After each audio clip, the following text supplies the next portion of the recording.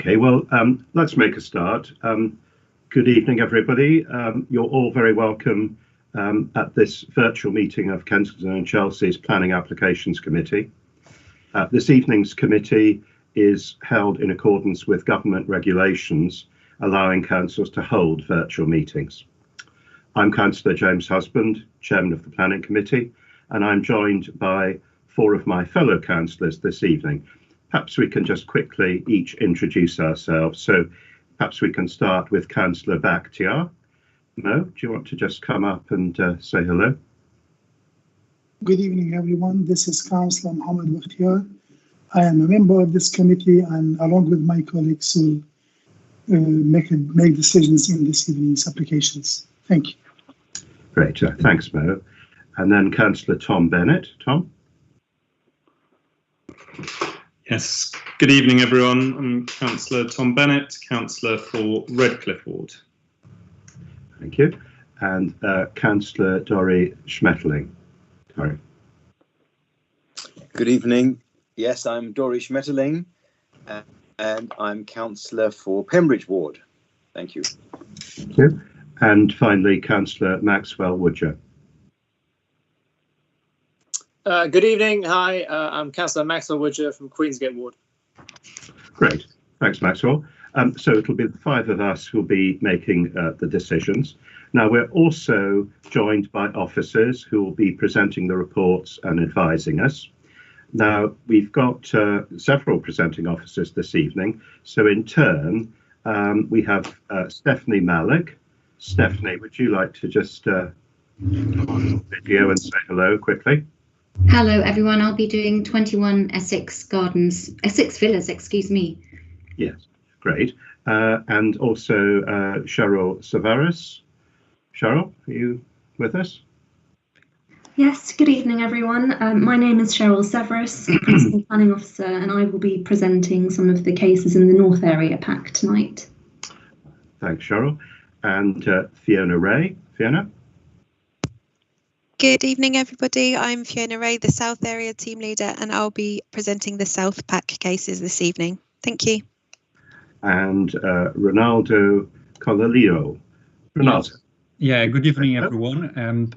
I am Senior Planning Officer for the North Area, and I will be presenting 36 Pembroke Road. Great. Thank you. Okay, very good. And the officer team this evening are led by Derek Taylor. Derek, do you want to just introduce yourself? Derek.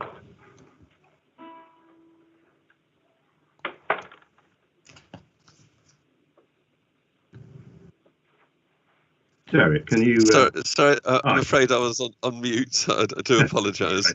It happens to everybody at some point. Exactly.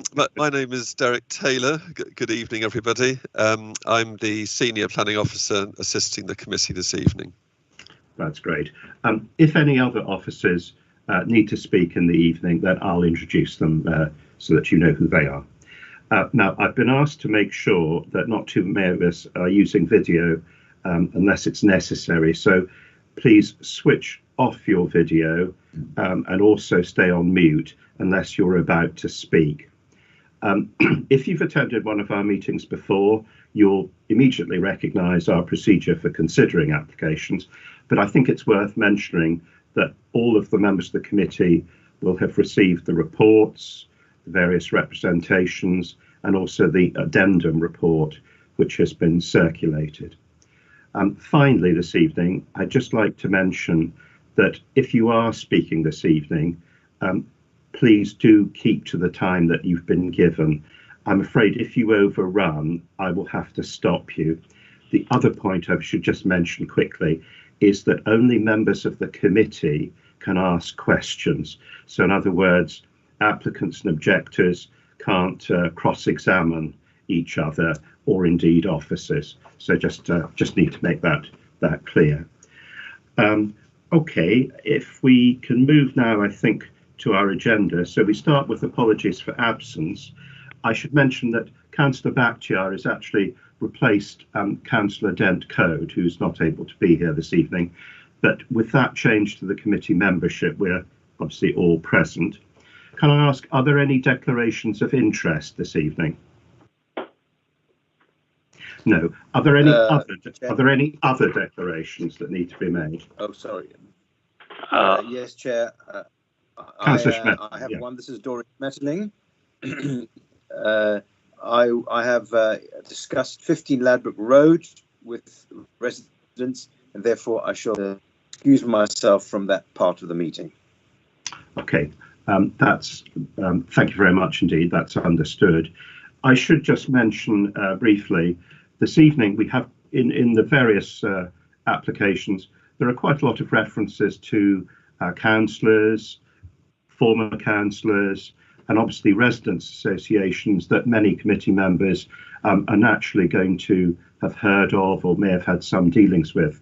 The point of declarations is that we haven't made it clear in advance that we are either for or against any application, and that's the key criteria for being able to take part in the discussion. Just before we get underway, I want to, we have the minutes of the meeting that was held on the 15th of September. Now, this is an unusual planning meeting in the sense that there is a Part A publicly available minutes and also a Part B confidential minutes. Can I get agreement from colleagues that we agree the Part A minutes of the 15th of September meeting? Is that agreed? Agreed. Thank you. Agreed, yes. Great. Thank you very much. And we will deal with the Part B minutes at the end of this evening's meeting. Okay, good. Well, with that in mind, we can get underway very shortly. I think it might help everyone if I just indicate the order in which we're going to consider the applications. So we'll start in a moment with Essex Villas, then Finborough Road, Ladbroke Road, Milner Street, and then moving on to Pembroke Road, Kenbrook House, Rushton Mews, Kings Road, and finally the application at Ifield Road. So that's going to be our order of business. So in that case, I think we can get underway and starting by considering the application at 21. Chairman? Yes, sorry. Sorry, this is Anne Wright from Governance. Yeah. I'm so sorry to interrupt. Could I please just check who has joined us by telephone? Hello, it's Arturo Russo. I'm speaking on 36 Finborough Road. Sure, thank you, sir. Would you mind just pressing *6 and then you'll be muted on the call, and then *6 when you need to unmute later? Okay, all right, sure. Thank you so much, sir. I'm sorry to interrupt, Chairman. Yes, that's all right. Okay. All right.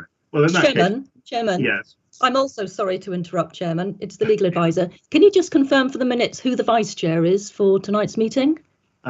Yes, we've agreed if I drop out that Councillor Bennett will take over as vice chairman. Okay, many thanks. Okay, all right, thank you. Okay, I'll try again. So if we can have the first application, the one at 21 Essex Villas, and I think Stephanie, you're going to introduce that, aren't you? Yes, good evening. Stephanie, thanks. I'm just hoping the slides will move along for me.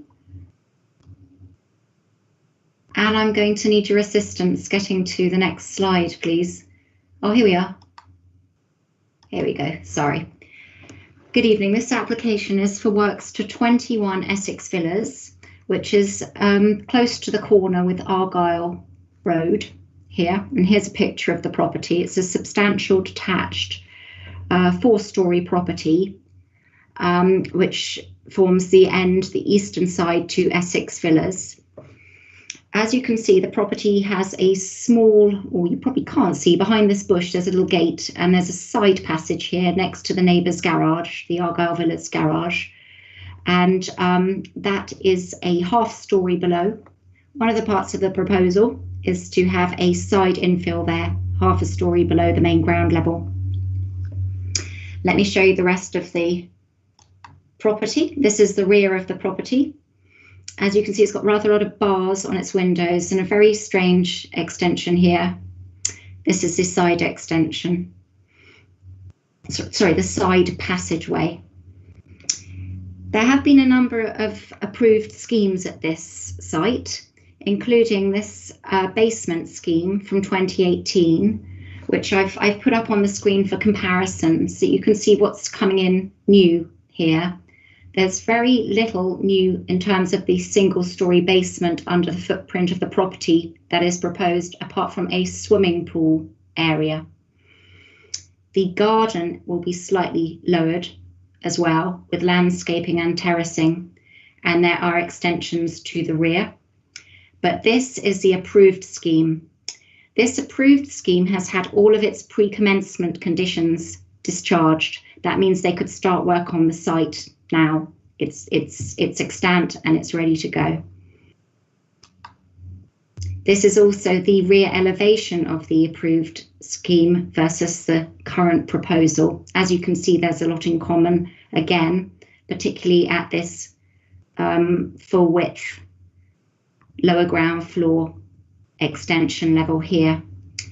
Now what is happening is a few more elements at higher levels, including removal of the bars from many of the windows and a second-storey bay extension, which has also been previously approved, which I'll show you shortly.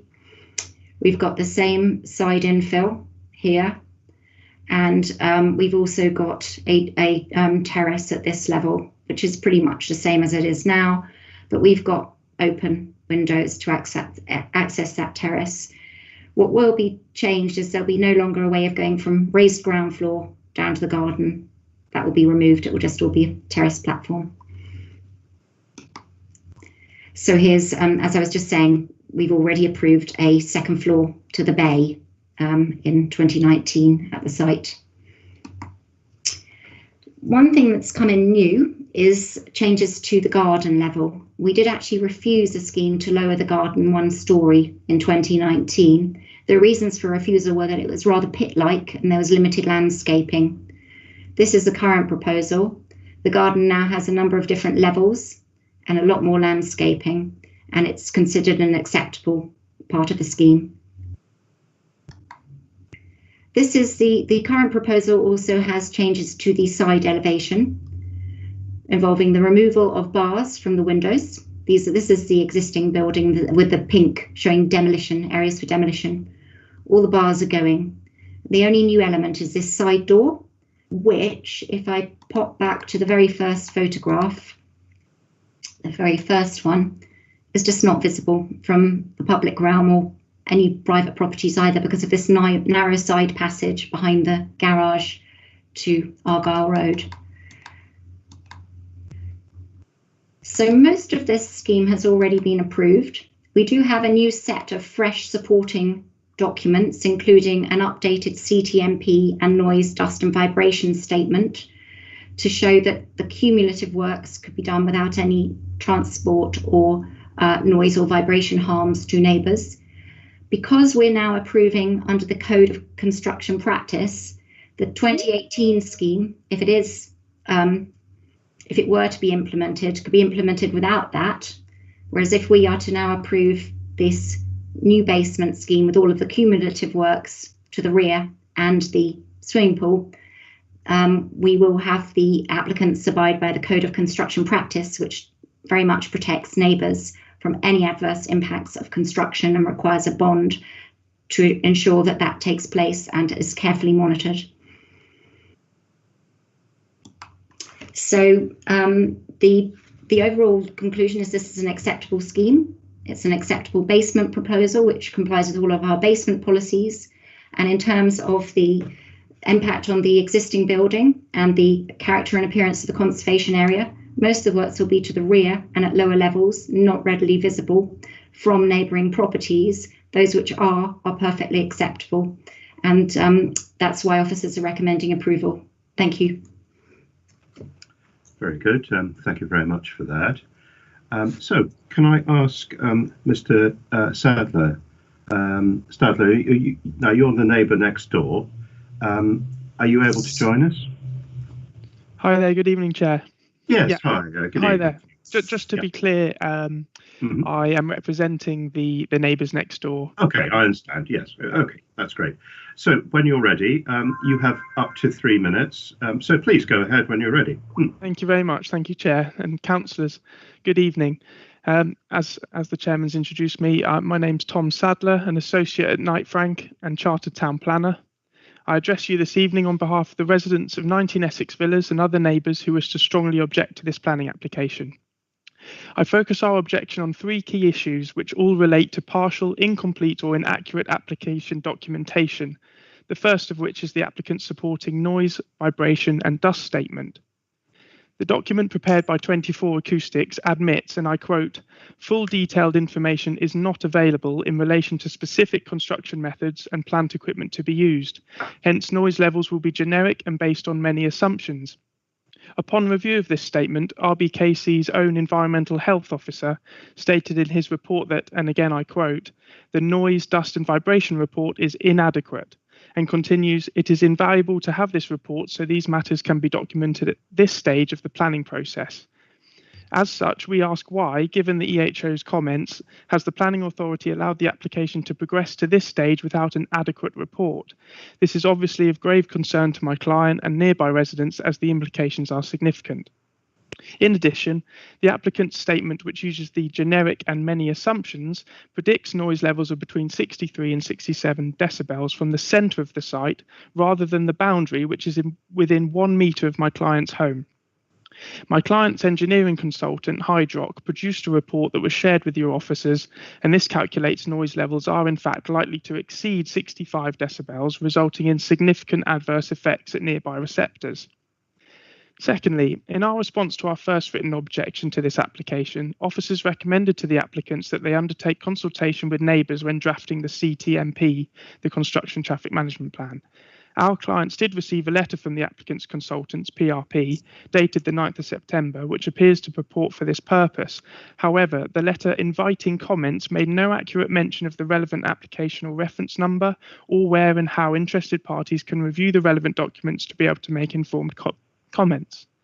Contrary to RBKC's own recommendation, no details or content of a draft CTMP were provided to the client in any form, and it's therefore been impossible for them and any other neighbours in Essex Villas to make any form of response, let alone with informed and constructive comments. Finally, my client's independent heritage expert, whose report has also been provided to officers, considers the applicant's assessment of the proposal's impact in heritage terms to be cursory. It is the expert's opinion that the application has potential to cause considerable change in the character and appearance of the heritage asset within the conservation area, and this should be more adequately assessed.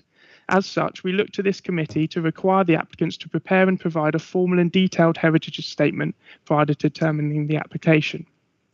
In a borough facing up to the consequences of ignoring health and safety matters associated with construction activity, on behalf of my client and their neighbours who will be viewing this meeting this evening, may I respectfully urge members and officers to thoroughly re-examine the submitted documents with their multiple inaccuracies, unsupported assertions or claims, and require the applicants to submit proper, comprehensive and substantiated comments together with the results of a properly conducted CTMP consultation with all interested neighbours. Until then, this application should be refused. Thank you. Okay, thank you very much indeed. Time's up there. So, thank you for that. Okay, there might be questions later on from members of the committee, but I think we should now turn to Mr. Newland. Now, I think you're maybe joined by the applicant themselves, but between all of you, perhaps you'd like to introduce yourselves, and then when you're ready, then you have up to 3 minutes as well. Okay, so please go ahead when you're ready. Hi, I'm Neil Newland, and thank you for your time tonight. So I'll be sharing the floor with Rishi, who's the owner. So I'll do 1.5 minutes, and Rishi will do 1.5 minutes after me. So thank you again for your time. Thank you, Tom, for your comments. And firstly, as Stephanie's very kindly explained, planning consent has been given through various applications for the majority of the works forming part of this proposal. So the main differences between the approved works and this proposal are simply a provision of a small pool in the basement, the partial lowering of the rear garden as part of our landscaping scheme, removal of bars from the windows, and the provision of a heat pump unit in the front light well. So the scheme has been designed in full consultation with mechanical engineering and acoustic experts who have advised on the noise attenuation measures for the condensing units, and the details have been checked and agreed by the council's own environmental health officers, who have confirmed the scheme will not result in disturbance to the area. With regard to the construction traffic management plan and noise, dust and vibration, we have at all times looked to minimise disturbance to neighbours where we can, and proposed initially to restrict this development to the previously approved reports. However, this appeared to cause confusion for the neighbours, so we updated both reports on Stephanie's recommendation and reconsulted on more accurate plans to reassure all the neighbours. And of course, that's also going to be a condition. So previous unsuccessful applications have provided invaluable advice that has been beneficial in developing this scheme. To be thoroughly clear and transparent, we amalgamated all the approved plans in this application. So the scheme that we have presented complies with all council policies as explained by Stephanie, and we understand the requirements of the pre-commencement conditions, which Tom has stressed, and we are committed to providing all the required information via condition. And I'll pass you on to Rishi, please. Thank you. Mr. Chairman and members of the committee, thank you for allowing us the opportunity to speak with you tonight. I'm Rishi Kansagra, and I, along with my wife Divya, the applicants and owners of 21 Essex Villas, which is going to be our family home, we hope, for many years to come. We are not developers. We're a family with 3 young children who wish to create a beautiful space and a wonderful location for us to live in the community for many years to come. The changes we wish to make to our home will enhance the character and appearance of the property, the street scene and the conservation area. We wish to remove the ugly bars from the windows and redesign the garden to create a beautiful space. The pool in the basement is quite small and will not be visible to anyone. The same is true for the heat pump unit in the front light well. They've been carefully positioned to not be seen from the street. We've read the requests made of our neighbours in respect to the CTMP, and we're more than happy to comply with the reasonable requests. We believe the majority of those are already covered in the draft CTMP and will ensure that they are included in the final version. As we intend to live here, we've made every attempt to ensure that we are good neighbours throughout this process and will continue to do so. We hope that you're in agreement with the recommendations of your officers and will approve this application tonight. Thank you. That's very good. Thank you so much. So, colleagues, any questions to either the objector or indeed to the applicant? Mo, would you like to go first? Thank you, Chairman. Well, the question is to the objector. Can you tell us how far is the property from the owner of who you are representing? The distance. Certainly. 19 Essex Villas, my client's home, is about 1 metre to the west of number 21. It is, although the property is detached, it's incredibly close. Okay. And well, we had basements and digging in the past and all the applications, and not only 1 meter, they have walls in common. So how can we deal with this? Sorry, I didn't catch your question. No, well, we normally have applications, people with party walls between one wall is shared, and one of the neighbors digging basements, and then they will comply with the requirements set by the officers with the council. We are obliged to grant the application once they fit the criteria. Absolutely, and we are not disputing that. What we are disputing is the fact that the environmental health officer for noise has actually stated that their noise, dust and vibration statement submitted for the application is inadequate. And therefore the details within it aren't, in our opinion, sufficient to be able to grant this application. Okay, if we are going to put a condition in here to make sure the neighbors wouldn't be harmed, what type of condition would you like to see? Well, the previously approved application does include a condition with regards to noise. The point we're making here is that, and as your own officer has stated, the information that is missing from the noise, dust and vibration statement that was submitted should be provided at this stage of the process, not post-approval. Okay, I'll keep this question for the officers later on. Thank you. Thank you very much. Okay, thank you. Any other questions? Or else I think we can probably move on to a discussion with officers. My hand, did you not see it? Chair? Sorry, yes, Councillor Schwedling, yeah. It can be hard to see. I don't. Do you prefer us to use the chat to put a Q in it, or do you prefer a raised hand? Well, I'm looking at meeting chat, but go ahead if you have a question to one of the parties, please. Thank you so much. Yeah, I'd like to. Well, first, it's all the same related subject, but first I'd like to ask the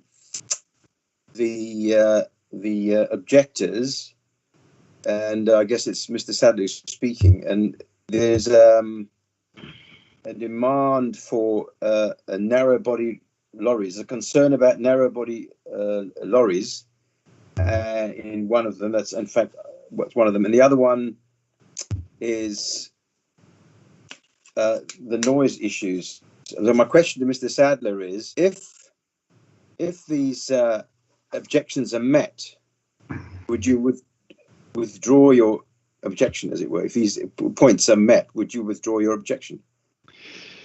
If the documents submitted meet the requirements, RBKC's requirements, and all officers are in agreement, all the technical officers are in agreement that the documents are sufficient, then we would withdraw the objection. That the point of our objection here is to make sure that my client's amenity and this long period of construction is done correctly and with the right standards in place. At the moment, the documents are insufficient to be able to guarantee that to my client, and we think they should be reconsidered.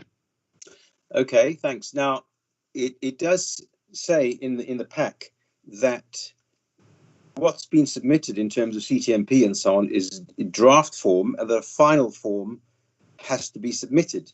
And as you probably know, one can give conditional consent in the sense that they can do it.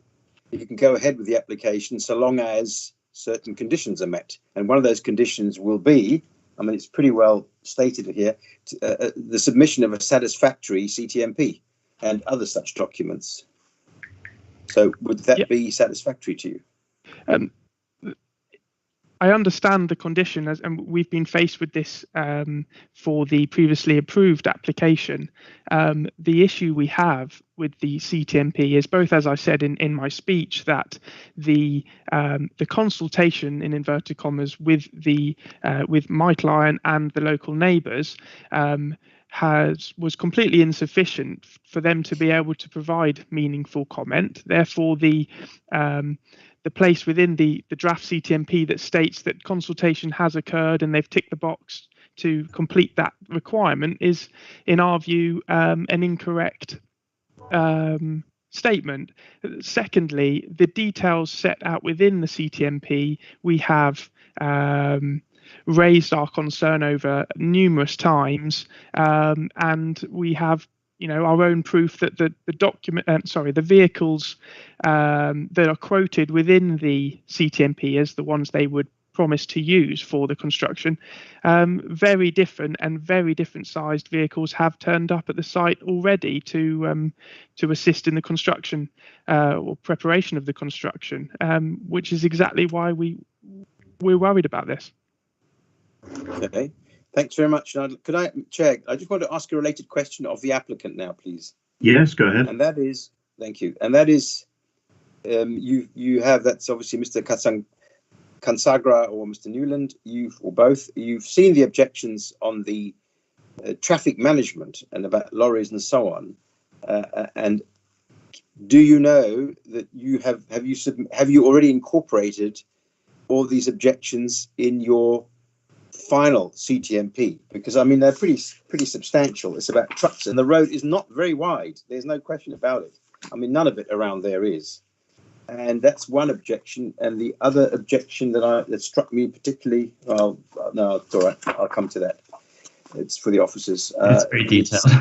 Anyway, these are the things. These details of size of lorries and this sort of thing, noise. Have you already incorporated that into your final CTMP? It's already incorporated into the draft. We've had lots of consultation because, as you can see, it started in 2018 and then party wall awards, and it's been in person. The latest round of consultation, I spoke to PRP, who did the transport today. He's actually said that he had more useful comments this time because the first set of comments were kind of angled towards objecting to the scheme, whereas now they had comments that he was useful to incorporate.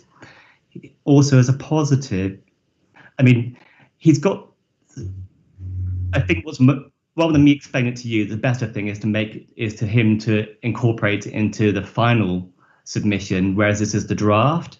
But he has been able to find much smaller trucks because that was an issue that came up at the previous committee meeting when the basement was, I think it was about measuring the width of the road was only 3 meters, and so it's about restricting the size of the concrete lorries so that it's safe for them to come down. Yes. So actually, we've had 2 years of research, which has been great, and so we're actually very confident that we've got a much more improved traffic management plan. Thank you. Okay, thank you. Very good. Thank you very much. Any other questions? No. Okay. Well, thank you very much to both Mr. Newland and Mr. Stadler, I should say. We now move on to committee questions to officers. I'd like to start. I'd just like to ask Stephanie Malik, in terms of the conditions that we're proposing, obviously we have the construction traffic management plan condition.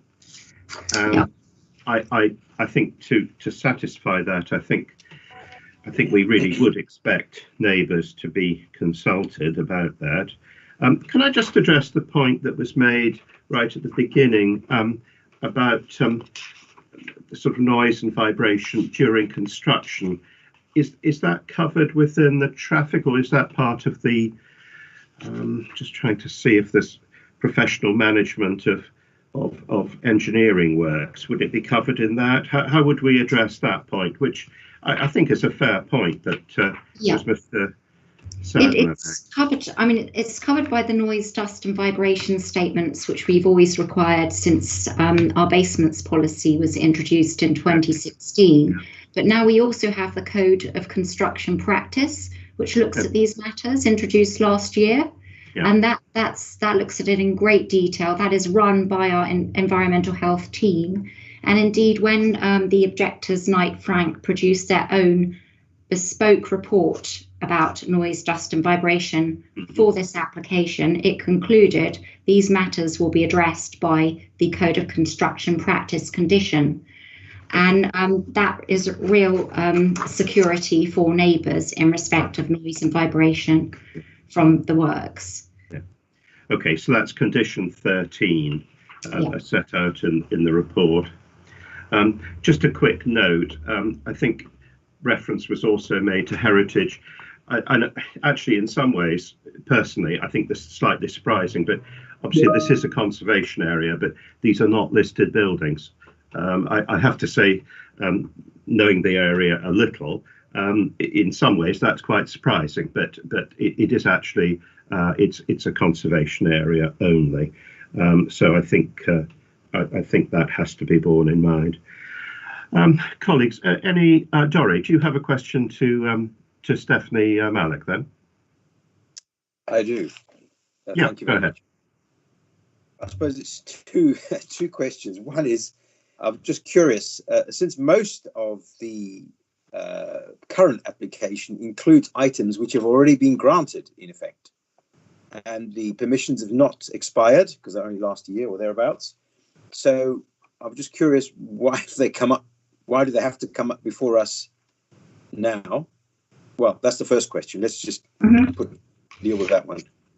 For my own information. There are new elements, and they would like to put everything together. The new elements involve the works to the rear garden, new stairs down and such like, removing the bars from the windows, the side window, and the new plant in the front light well, and of course the pool in the basement, a small pool back of basement. So they want new things in conjunction with the much wider scale extant permissions which could be implemented.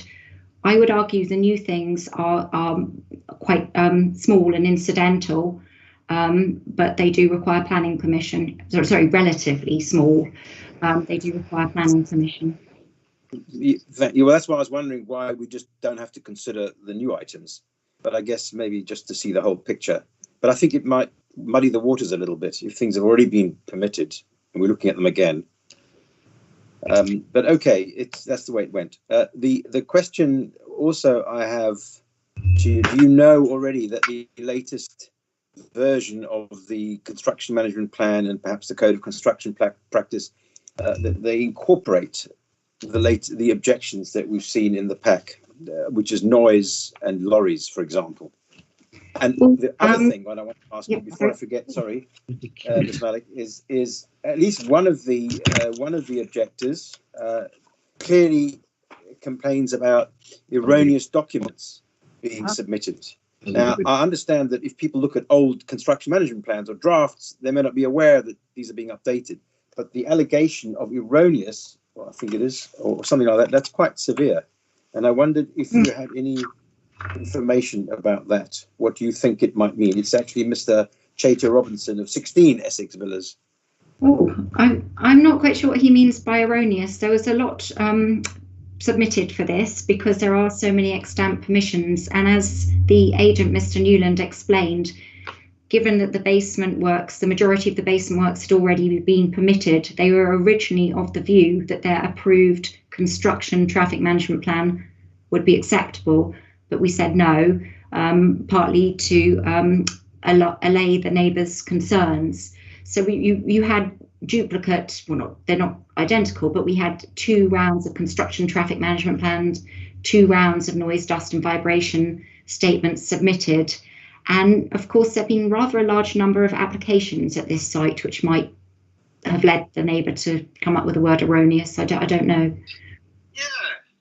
Okay, and regarding the latest version of the construction plans and so on, the latest version, we hope, does not exist yet. The final CTMP is the requirement by, if there's a grant of planning permission, will be required by condition, and we hope it will be written as a bespoke response to the neighbours' concerns, to the latest traffic conditions, and to anything else our transport officers may consider relevant. Okay, thanks very much. Okay, thank you very much. Okay, so I think we can probably now move to make a decision about this. So in front of us, the recommendation is to grant with the conditions attached, which we've discussed quite fully. So I'm going to go down the committee and ask if you're in favour of the recommendation or against. So if I can start with Councillor Bachelor. I'm in favour, Chairman. Thank you.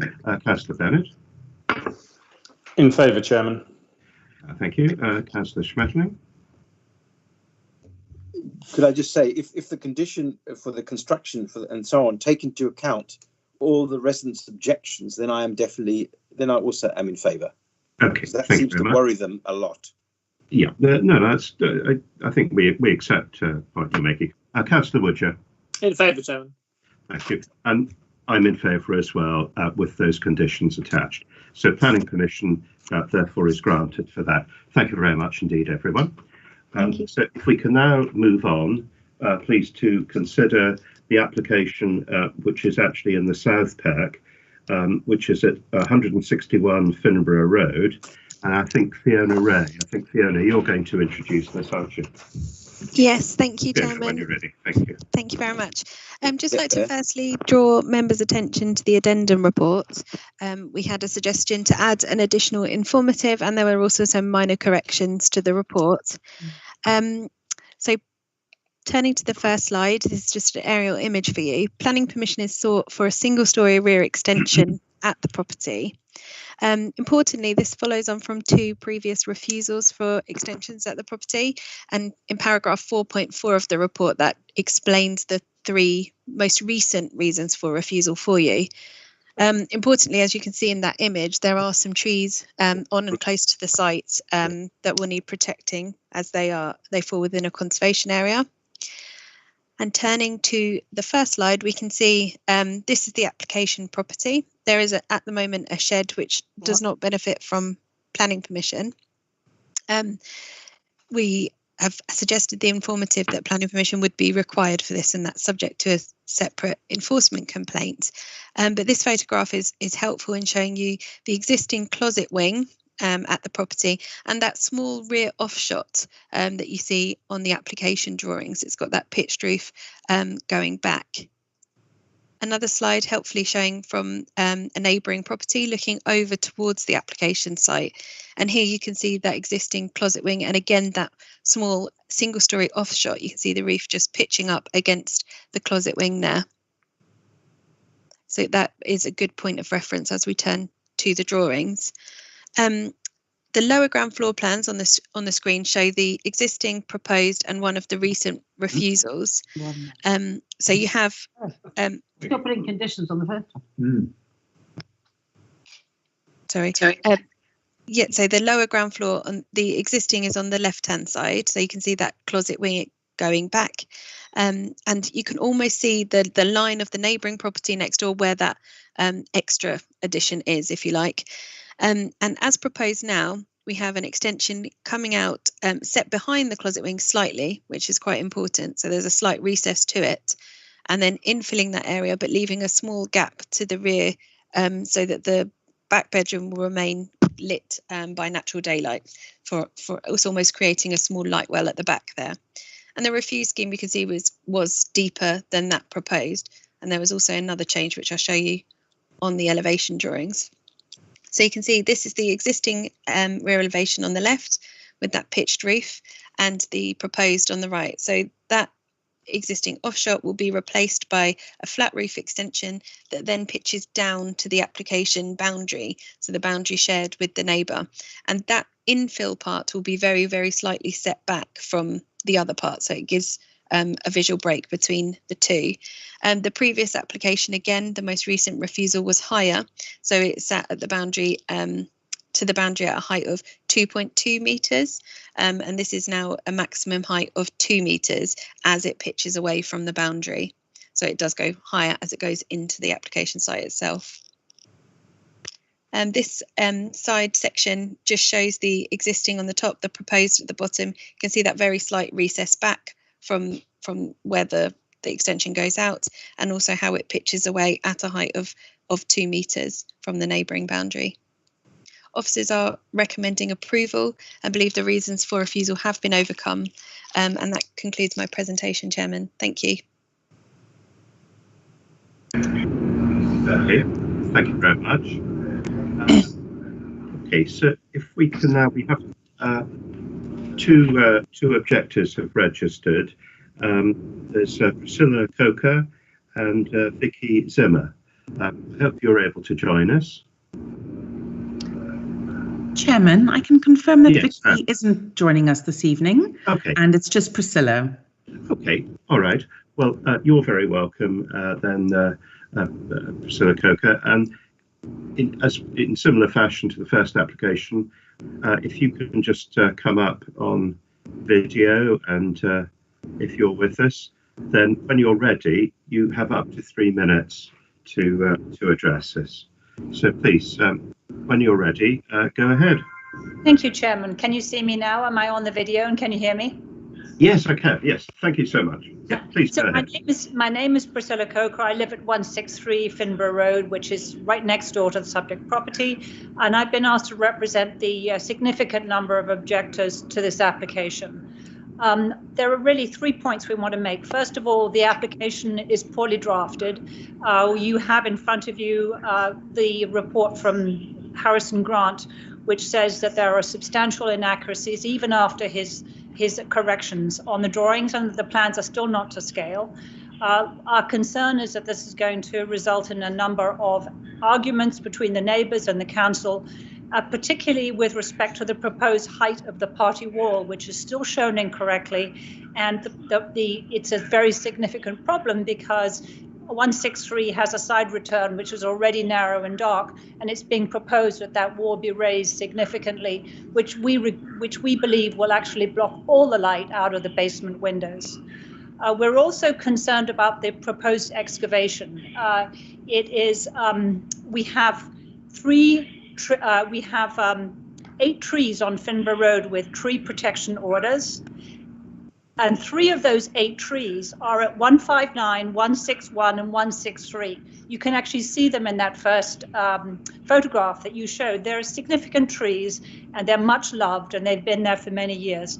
The 161 tree has mysteriously disappeared, and the applicant's tree report completely ignores this missing tree. We don't know where it went, but that was rather convenient, wasn't it? It is now the subject of a separate investigation, and if the council decides the tree must be replaced, there will not be sufficient space if the proposed excavations are carried out. Because our gardens back onto the houses of Coleherne Mews, the tree roots of 159 and 163 can only travel sideways. The tree report makes a completely unsubstantiated assumption that the garden wall footings are deeper than 85 centimeters, so that the tree roots would not be disturbed by the excavations. We disagree, and we would like the planning committee to require this be verified in accordance with core strategy policy CR6, trees and landscapes. We'd also like to point out that this application violates rule CL7 of the Royal Borough's basement planning policy in 2 respects. First of all, it fails to keep the unexcavated area of the garden adjacent to similar areas. And secondly, the proposed development exceeds the 50% maximum. Our gardens are already very tiny. If a violation of this rule is allowed in this case, it will be hard for the council to refuse the same permission to the rest of the basement flats in this terrace. We live on a busy main road, and our little tiny green space at the back is very precious. Finally, the law requires similar applications to be decided in the same way unless there are good reasons not to. There is no material difference between the form of this development and the previous 2 applications that were firmly refused. We would like the planning committee to refuse this application too. Thank you so much for your time. Thank you very much indeed. Now, the applicant or an agent hasn't registered to speak. So in that case, we move on to questions, colleagues. Anyone have a question for Priscilla Coker? Mo, do you want to go first? Yes, thank you, Chairman. Well, you've raised some major points, Priscilla, and most of the objectors, when they come to the committee, I don't want to phrase it this way, but they accuse officers that they haven't been doing their job, they haven't been doing proper checks on the drawing. But I'll ask the officers later to comment on this. If what you are saying is true, that means there is a big problem. We have a big problem because we should be dealing with the application in front of us, and the drawings and all the information should be correct. Are you sure about what you have said, that the height and the drawings aren't correct? You know, I'm not an expert, and I'm repeating what was in the report that was circulated to you from Harrison Grant. And I think you'll find, if you look at that the information is all within that report. And after they amended their drawings, and they put, for example, the door was in the wrong place. I mean, it was really very bad. We went back and we made further objections based on that. So I'm afraid, as the non-expert, I'm going to have to let you look at that and make a decision, or whatever the normal rule is, to go back and tell them that they've got to do it properly. I don't know. I'm just the next door neighbour. I'm not a construction person. Okay, thank you. No, thank you for that. We understand. We understand exactly what you mean. Any other questions, colleagues? No. Okay. In that case, well, thank you very much indeed. Priscilla. That's great. We now move on to members of the committee, our opportunity to question officers. I'd actually like to go first before Mo. This issue about trees. Fiona, can you just help me on this? Because we've got a condition about trees and landscaping, and also this idea that a tree might need to be replaced because we're having some enforcement action has taken place. Can you help with that? Yeah, absolutely. Thank you, Chairman. So the tree to be replaced hasn't been referenced in the landscaping proposal. However, that could capture the replacement of the tree. I'm not aware of any objection from our arboricultural team to the removal of that tree, and I don't have anything in the submission relating specifically to that. However, importantly, the application that was refused most recently was refused because there was no tree statement at all. So there was no information about any of the trees, which is one of the reasons it was refused, because we need that information up front to understand exactly what that impact will be. And our arboricultural team have now reviewed that, and they are satisfied that the extension can be constructed without harming the trees based on that information and their own knowledge of the borough and trees within it. The conditions are still necessary to make sure that that they are protected during the course of construction and long term. Although they're not TPO trees, they're still protected because they're in a conservation area. I hope I've captured everything within your question, but please feel free to... That's helpful. Great. And my second very quick question, reference to the increase in the height of the party wall. Can we just go, maybe we can go back to one of the plans. Can you just show me that, exactly what we're talking about here? Yeah, I think this is quite important. You can see on the right-hand side, so the rear elevation drawing, you can see the wall up the centre point of the boundary, and there is a measurement there. So just between the neighbouring properties doors as shown, although we're just approving what's shown on the application property, there is a height there of 2 metres. So that boundary wall is proposed to be at 2 metres. If we flick back to the images here, by eye, it looks as though that the wall, as previously there, would be less than 2 metres. There would be an increase. However, officers would be mindful of the fact that a fence or something similar could be erected without the benefit of planning permission up to a height of 2 metres. So that has been part of the consideration. But nevertheless, there is that impact from the 2 metres going up. So that's also what members need to consider this evening. I think that makes sense. Now, I'm afraid, Mrs. Coker, I'm afraid you can't ask people questions now. I'm sorry about that.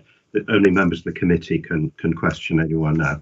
Can I clarify a point though that was made that was not? I'm very sorry, but obviously you'll understand. We have to follow our conventions as to how the meetings are conducted. So I'm sorry about that. But that's okay.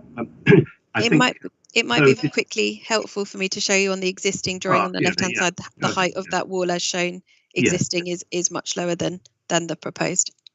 Right. Okay. Now, I think, Mo, did you have a question to officers? No. Well, it was the same. I was going to ask the same question. Oh, all right. I get you. Raised by the objector. So we normally, in these cases, in the past, we dealt with applications like this when the information and the drawings doesn't relate to the intention. We normally take an action on that. But can you clarify that this is not the case tonight? Yes. So within the report, this was raised in the objections. So in point 6 of our summary of the objections, it refers to the inaccuracies that were there, talking about the sloping roof and the relationship. So the plans were amended to show the existing elevations and correct that. But I mean, we are satisfied that we would be approving an extension with a 2 metre high wall along that boundary, no higher than that. We've got an annotation on the drawing and a sloping roof going back. And on the application drawing drawings itself, we've got a condition that would ensure that it was built in accordance with these. So we're comfortable that planning permission can be granted and the drawings of the application property are accurate enough for the purposes of a planning application. More detailed drawings would be needed for building regulations. Okay, thanks. Thank you. So Dorry and then Tom. So Dorry, you go ahead.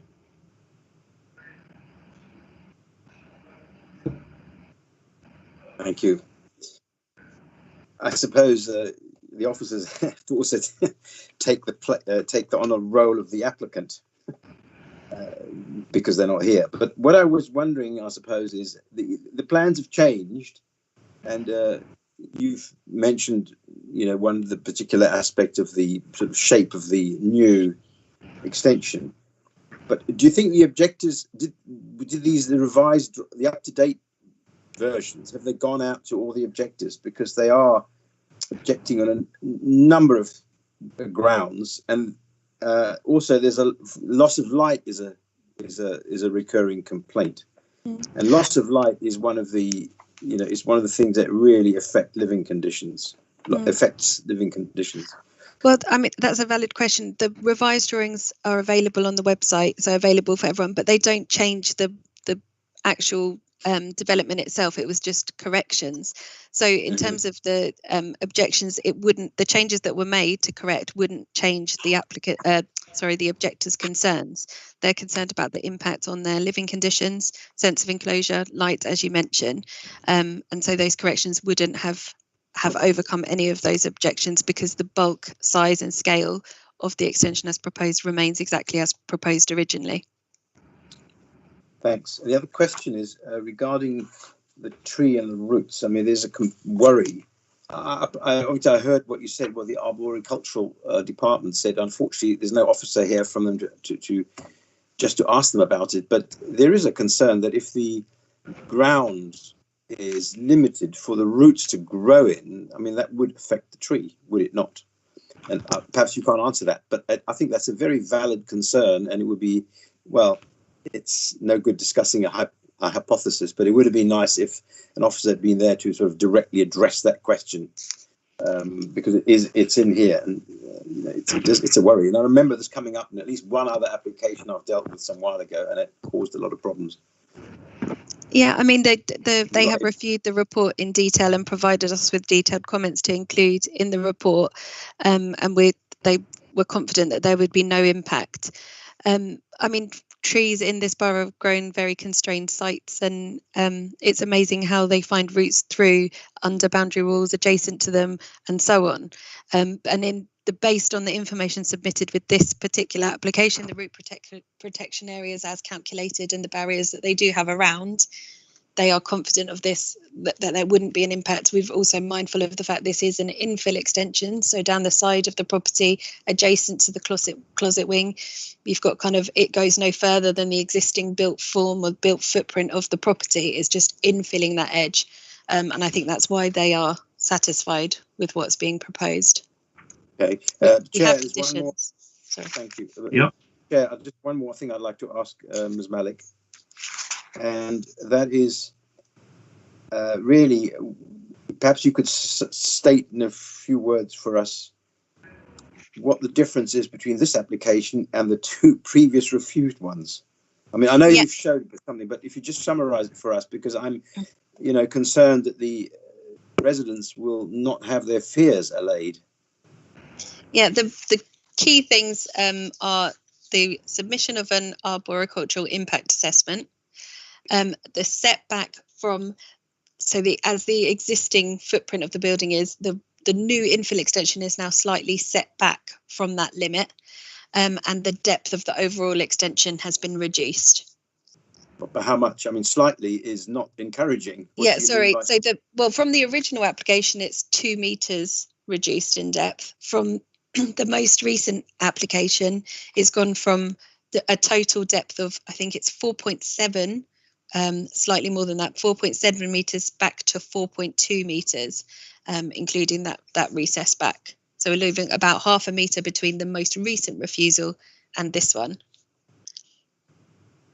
Okay, thank you. And then, oh, apologies, sorry, and a slight reduction in the height of the boundary wall shared with the neighbour. So that was originally most recently shown at 2.2 metres high and is now down to 2 metres high. Sorry. You're right, it is slight. You're right, it's yeah. slight. I'm not sure it's significant, but okay. Yeah, thanks. Thanks. Okay, thank you. Councillor Bennett. Thank you, Chair. Just a couple of quick questions, Ms. Malik. The first one is on the light levels. Did officers consider whether a light impact study would be worthwhile? I know you made the very valid point that the applicant would be allowed to build a 2 metre sort of fence in any case, and it does go, as you say, the extension goes up above that. Did we consider whether that would be appropriate? Yeah, I think the officer actually previously refused the other application on a loss of light that was included within the second reason for refusal. Mm-hmm. So it's been an important consideration, but we've given a lot of weight to the fact that it's now at 2 metres, which could be done anyway, and then over and above the height of that 2 metre line, it's something that is pitching away. So in terms of the light and the orientation of the sun and whether they were satisfied that they could assess it without a daylight and sunlight assessment. There would be a change, though. We have to acknowledge there would be a change in daylight and sunlight, but we don't think it would be a harmful change, particularly given what boundary treatment they could put up there without consent. Okay. I mean, I suppose we can sort of see from the picture in front of us that the pitch is at such a level that once that 2 metre fence wall is erected, that's what would sort of stop most of the light rather than the additional extension. The second one was just on question I had is on materials. And I know there's a condition saying materials sort of have to match and be in keeping, but it's also is a sort of metal frame glazed windows. We haven't seen any images of exactly what that would look like. Are we sort of confident that's going to be in keeping with the conservation area? Yeah, we're usually more comfortable at the lower levels with the use of like a steel frame, a slimline steel frame, especially if it's enclosed. But that's something we could condition and get further details of should members be minded to grant planning permission. Well, because it does just, without sort of images of it, worries me slightly that it might be very out of keeping. So, I mean, I don't know if we could just expand the materials condition to include that, perhaps, just say to get Absolutely. Sort of particular details of that. Yeah, if permission was to be granted, then we absolutely could, subject to a revised condition for those details. Okay, thank you. Actually, I just quickly, I'd like to take up the point that Tom has just raised there. I mean, this is condition 3, materials to match existing. I mean, I think that we could, I think having an expectation that there wasn't sort of too much kind of metal and glazing, I think that's a reasonable thing to request. I don't know, Mrs. Ray, I don't know, is that a reasonable approach? Yeah, absolutely. I think. Yeah, I definitely think so. I mean, they are proposing the use of like an aluminium metal or something similar, but definitely details of it to show a very sort of, I guess, a very fine frame set within that stock brick that would actually enhance, in my opinion, the appearance and finish. I mean, I think I mean, personally, I think that would represent a modest, useful improvement. If we were able to do that. I don't know, colleagues, is there anyone who disagrees with that approach that was suggested by Tom? And I think it's a good idea, and officers seem to think it's something that we can do as a result of amending condition 3. Anyone against that? I am in agreement, Chairman. I'm sorry, Mo, yeah? I'm in agreement with Tom's suggestion. Oh, yeah, sorry, I couldn't. Sorry, I beg your pardon. I didn't quite hear. Okay, no, I think that would be reasonable. So if there are no more questions to officers, I think we can move to make a decision. Perhaps if I can start. I think the first point. I think the issue about the kind of boundary wall. I think in terms of our consideration, the fact that a boarding fence of some sort that was 2 meters high could be put up tomorrow if someone wanted to. I mean, that is something that we do have to bear in mind, I think. So I think although I can appreciate if I was a neighbour, I wouldn't be very happy about the increase in the height of that wall. I really, up to 2 meters, I really don't think there's anything that we could do about that. It wouldn't be right for us to refuse on that basis. And I think as we just discussed, condition 3, I think we should amend that and an expectation of materials in condition 3 along the lines that we've discussed. So that would have to come forward to satisfy the condition before the work could actually start. With all that in mind, actually, Derek Taylor, I think, would you like to quickly chip in, Derek? Sorry, Chairman. Yes, just a quick bit of clarification. I think you've said a couple of times there amending condition 3, but I think my reading of the discussion would be that actually this would be a new condition, simply requiring details of the framing to go in the extension, and then we'd actually need to keep condition 3 to look after the rest of the work. Okay, I understand. So the proper way of doing it would be to have this as an additional condition, is what you're saying? Yes, it would be. Yeah. All right. No, I mean that obviously I would take. I think we should, colleagues. I think we should take advice on a matter like that. Okay. All right. Well, the recommendation in front of us is to grant. With the conditions set out in the report, and as we've just discussed, in fact, a new condition relating to the exact detailing of the extension. So I'm going to go down the list to see, are we in favour of that recommendation with the new condition or not? So, Councillor Bakshi, are you in favour or against? In favour, Chairman. Thank you. Councillor Bennett? In favour, Chairman. Councillor Schmedling? In favour. Thank you. Councillor Witcher? In favour. And I'm in favour as well. So that's granted with that extra condition that we've discussed. That's very good. Thank you very much indeed. So in that case, if we can now move on to consider 15 Ladbroke Road, and I think Councillor Schmetling, you're going to sit this one out by being video off and on mute. Yes. That's good. And I think Cheryl, you're going to present this, yes? Yes, that's right. Thank you, Chairman. Great, thanks. So this application seeks planning permission for the conversion of the existing dwelling into 2 homes. I just want to start by drawing your attention to the addendum report, as we have received 2 further objections which are detailed there. So turning to the floor plans, the way this proposal would be achieved would be through the existing lower ground floor being converted into a 1-bed, 2-person flat, and that would be separated physically from the ground first and second floors, which would be a 4-bed, 7-person dwelling. That would be achieved by an internal alteration to block off the stair from the lower ground floor to the ground floor level, and that's what you see shown in the yellow circle on the slide. I'll also then show you the ground floor plan just to illustrate how that stair is blocked off and therefore separates the 2 floors internally.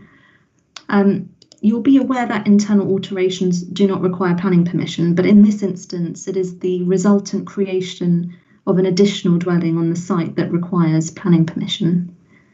External works to the rear garden do not form part of the proposals, and that is specified in recommended condition 4, which is detailed in the addendum report. just as by way of background, a rear extension and alterations to the front garden was approved under a separate 2019 permission, and those works have been implemented on site and I believe are heading towards completion.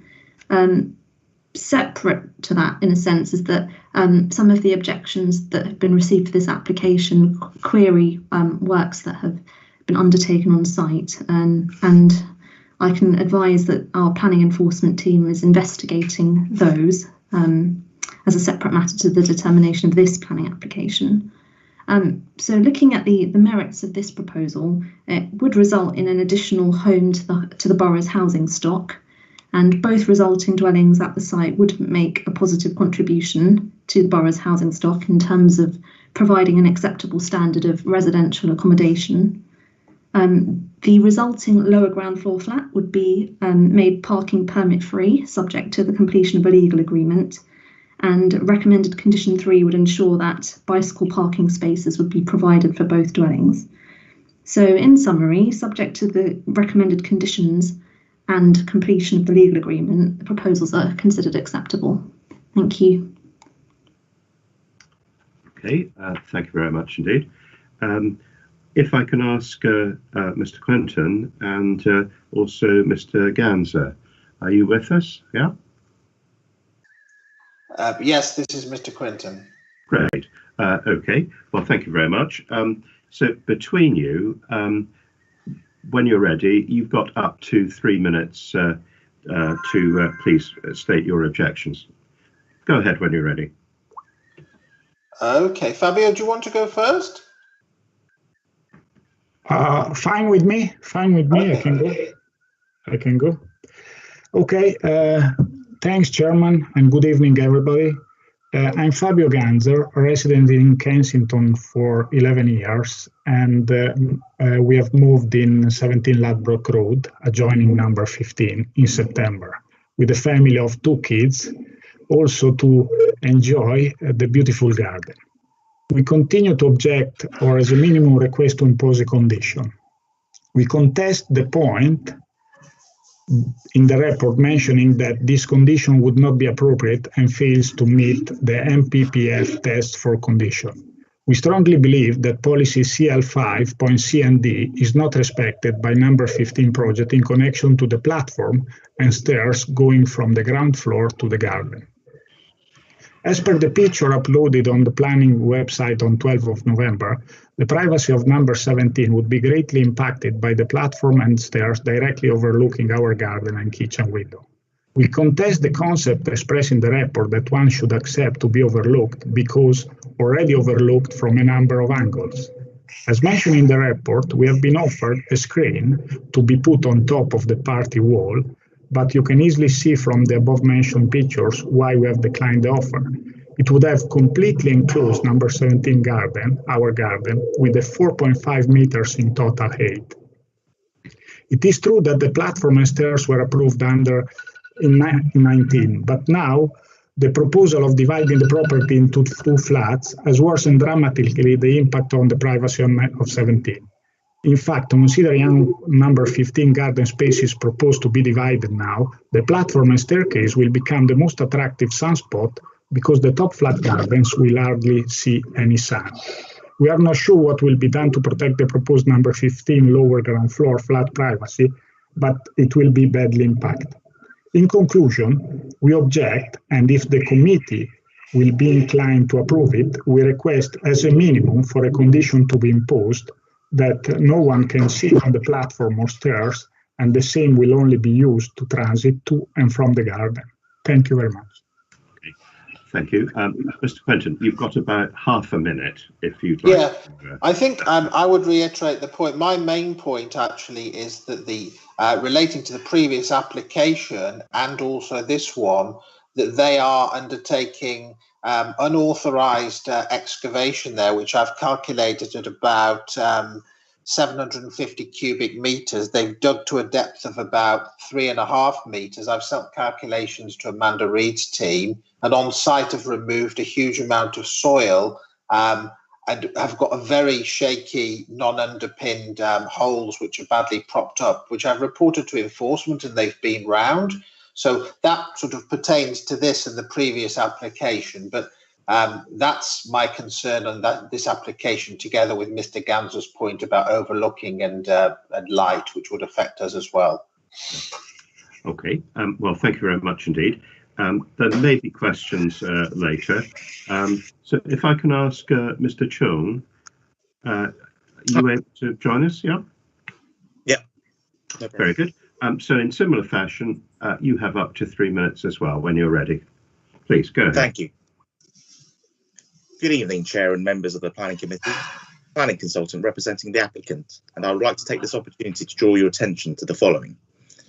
It is clear that the local plan supports the principle of boosting the supply of housing, and that our proposal contributes to meeting this acute need in the Royal Borough.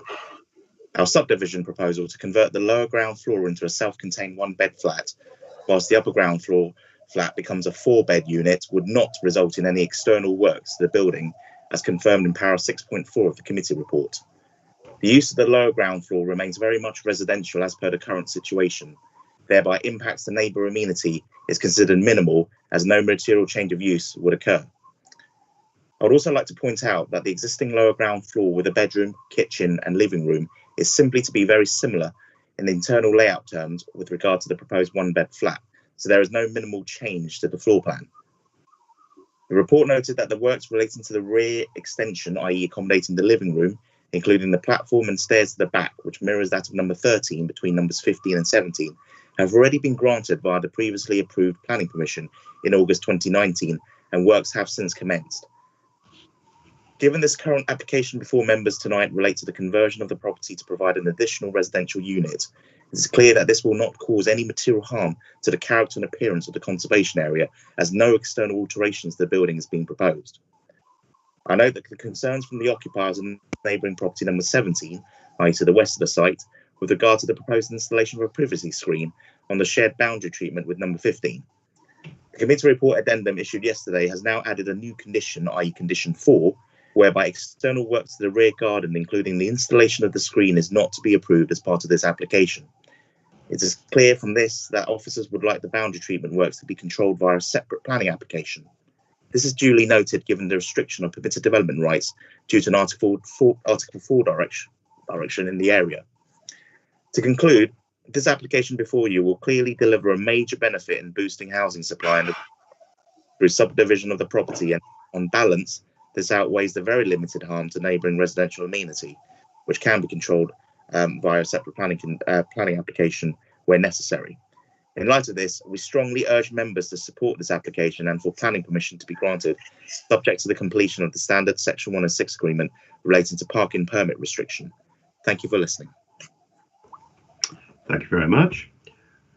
Colleagues, anyone got any questions? Anyone? No? Okay, in that case, well, thank you very much indeed for addressing us. Thank you. So we now move on to committee questions to officers. Oh, actually, Maxwell, sorry, did you have a question? It's for the officers. Oh, okay. All right. Very good. Well, why don't you go first in terms of questions to officers? Please go ahead. Just a quick question, hi, which is the objector mentioned that a proposed condition of no one can sit on the stairs. It can only be used for transferring between rooms. Is that something that's enforceable? Would that be considered?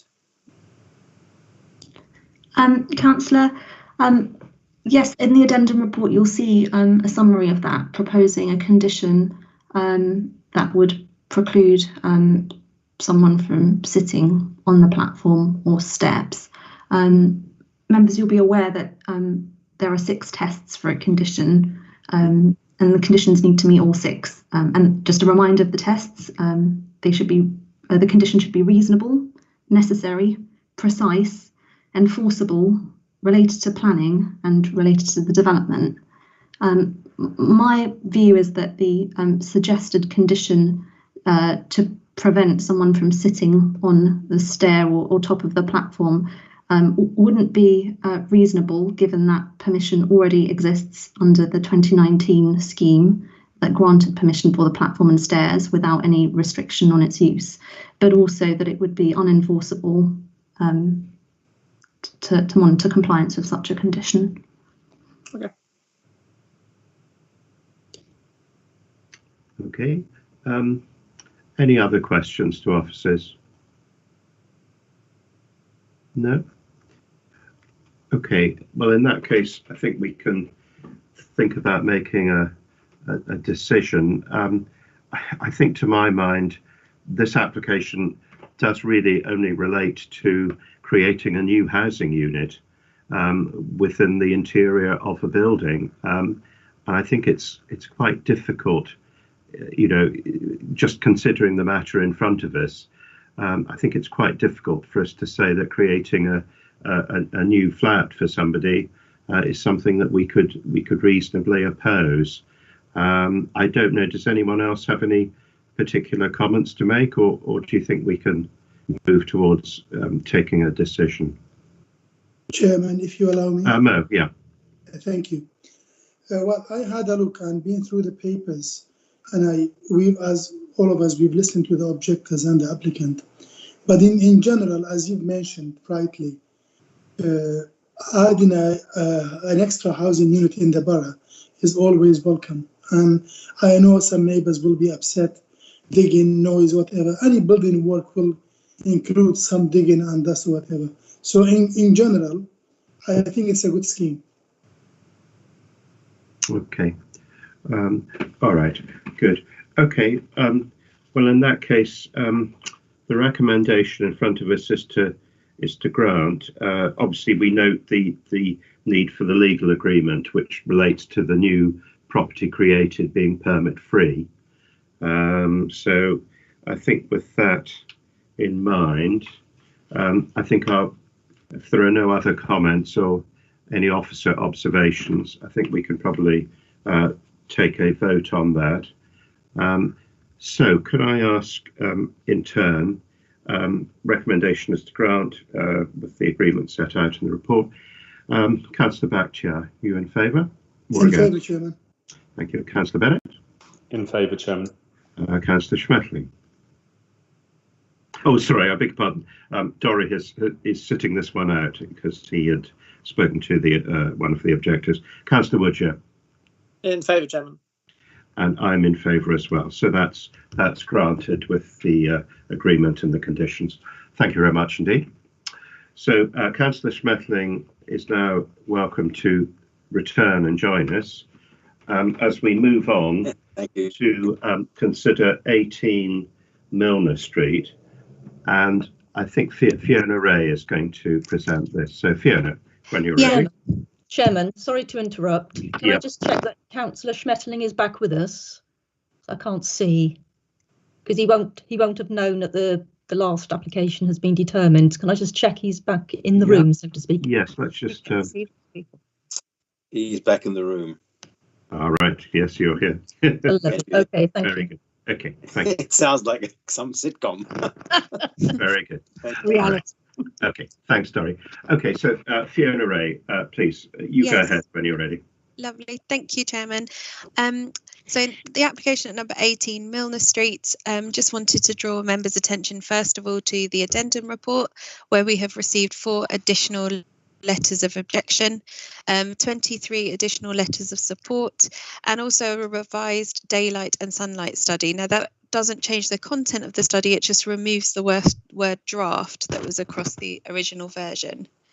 And since the publication of that addendum report, we've also received an additional objection from Mr. Walker, who's speaking this evening, 3 additional letters of support, and a late representation from the applicant, all of which have been circulated to you before this meeting, but today, unfortunately. So turning to the slides, I've just got some aerial images for context. Planning permission is sought for a new shop frontage, a ground floor extension, a lower ground floor basement extension, a new mansard roof and associated changes. The full description is in the report pack. You can see the property here on the corner of Milner Street and Hasley Street. And I'll just move to the next slide, which you can see the application property there in front of you with the shop retail unit below. Please note the extensions at roof level along that group. This is side photos of the application and the gap that we talk about in the report that separates the property from the terrace behind. The image on the right hand side is a view from inside the application property looking over towards the direction of number 16, but there's some better photos just coming up. This is a photo looking down onto the application property. I think that's a helpful one to show you the roof as existing. And then there's a couple of photos there of looking sort of over the fence and next to the fence over towards number 16 Milner Street. There's also this image here, which is in the rear of the application property, again looking towards 16 Milner Street. And if you just note that red tiled area, it'll be helpful for the next slide I show you. So looking down into it, you can see that red tiled area on the left-hand image, and then the existing kind of closet wing style extension that goes off the back. And then on the right-hand image is looking down towards number 16 Milner Street, and you can see the relationship there and the boundary line. This photo is taken actually from number 16 and is included in some of the objection letters you've received. And this is a view if you are standing in number 16 and turned towards the gap that, that separates the two groups of buildings and looking straight out of that. Now, importantly, as part of this, there is some planning history on the site. An application was refused in August 2019 and the full details are in the report pack. This is just a summary, but there were two reasons for refusal. The first was the impact on number 16 Milner Street, which we saw in the photographs. So it was the impact of the rear infill extension and the single story extension because there was a harmful impact on daylight, sunlight and sense of enclosure. Now I've included the image on the right hand side just to compare that as you go forward. So they were originally proposing a ground floor infill extension that had a wall that went straight up, and it also continued to first floor level, and beyond that first floor level there was a terrace beyond, and I have some other plans to show you to explain that. And it was also importantly refused on the amount of information received for the basement that's proposed, so the new lower ground floor basement level. So it was concerns around the CTMP, CMS and the noise and vibration statement. All the details of that are in the application, and as part of the addendum report we also circulated the full refusal report for you to have a look at. This is the application as proposed now. So this is the front elevation as existing and proposed. So you can see the new mansard roof level proposed and the new shop front. The existing and proposed side elevation, the changes you can see there, including that mansard and the introduction of a door. And the existing and proposed rear elevation, which I think is really important to focus on given the reasons for refusal. So the basement level, you can see on the right hand side as a section detail, but this infill extension at ground floor level adjacent to number 16 Milner Street. So you can see that we've got a wall going up and then an angled roof pitching away, and there is now a Juliet balcony proposed at that first floor level rather than another extension on top of it. And then you can see that mansard roof level at the top and a similar treatment to the closet wing. So the closet wing at the very top of that, I'll show you in the section drawing, there is actually a terrace on the bit that almost looks like it's got a detailed cornice going around it at the very top of that.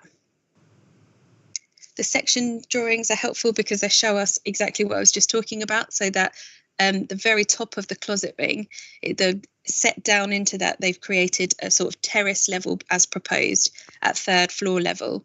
And importantly, I think the height of inside that is about 1.5 meters. So the parapet, rear-facing parapet wall will create a kind of privacy screen around it, but not to a degree of 1.7 or above, which is what we would usually want to see as a privacy screen. So it would be a new extension, a new terrace at that level. Planning permission wasn't previously refused for that, but it's important to note. And then as you go down, you can see the new basement as proposed within that section as well. Now, I think this is helpful to understand the relationship to 16 Milner Street, which is a key consideration. It relates to the first reason for refusal, which the application partly seeks to overcome, and is also detailed a lot within the officer report. So we see the existing, the proposed in the centre, and then the refused scheme. So if you compare the proposed and the refused, you can see that you have the existing boundary fence shown on both drawings. There is then an extension going up above that, still proposed, and then a roof that pitches away. On the refused scheme, there was the extension that went above that boundary fence, but not pitching away. It was just a sheer wall along that boundary. And it then had another extension above that. So the extension above that was about half the depth. And then you see where I've labelled the privacy screen, that was where the terrace area was proposed. So it was effectively, with the privacy screen that was proposed, a double-storey infill with a sort of single-storey element to it. So they're the main changes. That relationship has changed. And then moving to the plans. So at lower ground floor level, we can see the footprint of the basement has changed slightly. In the refuse scheme, an open courtyard was proposed to the extreme rear adjacent to number 16 Milner Street. So there would have been a void in that point, but now they're proposing to have a single ground floor level. So the basement will go under the entire rear garden, as identified in the report, or almost all of it. The details are within the report. At first floor level, we can see that the terrace has now been removed at first floor level within the proposed scheme, and there's just a flat roofed area. There is a Juliet balcony set back within it, and that extension that was proposed at first floor level, the infill extension, has been removed. I'm sorry that the scale of that plan on the right is slightly different, but you can see the markers at the front of the property for scale. At second floor level, you can see that it's a similar footprint proposed. And then at third floor level, we see that terrace that I was referring to and trying to describe using the section. So that remains unchanged from the refuse scheme. Officers are recommending approval for the application for the reasons explained in the reports, but that concludes my presentation, and after the speaker's happy to answer any questions. Thank you, Chairman. Very good, thank you. So we have objectors and also one of the ward councillors. Councillor Wheel, would you like to go first, or are you going to follow? Yes, I'm very happy to go first. Yes, That's good. right. Okay, so we'll hear from Councillor Mary Wheel, who has up to 2 minutes to speak, and then we will invite the other objectors to follow her. So Mary, when you're ready, please go ahead. Thank you. Now, I know residents will be much more eloquent than I am, but I just want to address two crucial issues in this application. And the first is the rear extension. So I visited 16 Milner Street, and I would contend that the conclusion of the applicant's design and access statement that the proposed development won't dramatically affect the view of the neighbours, disrupt their amenities or the privacy of the surrounding is simply not tenable, having seen it.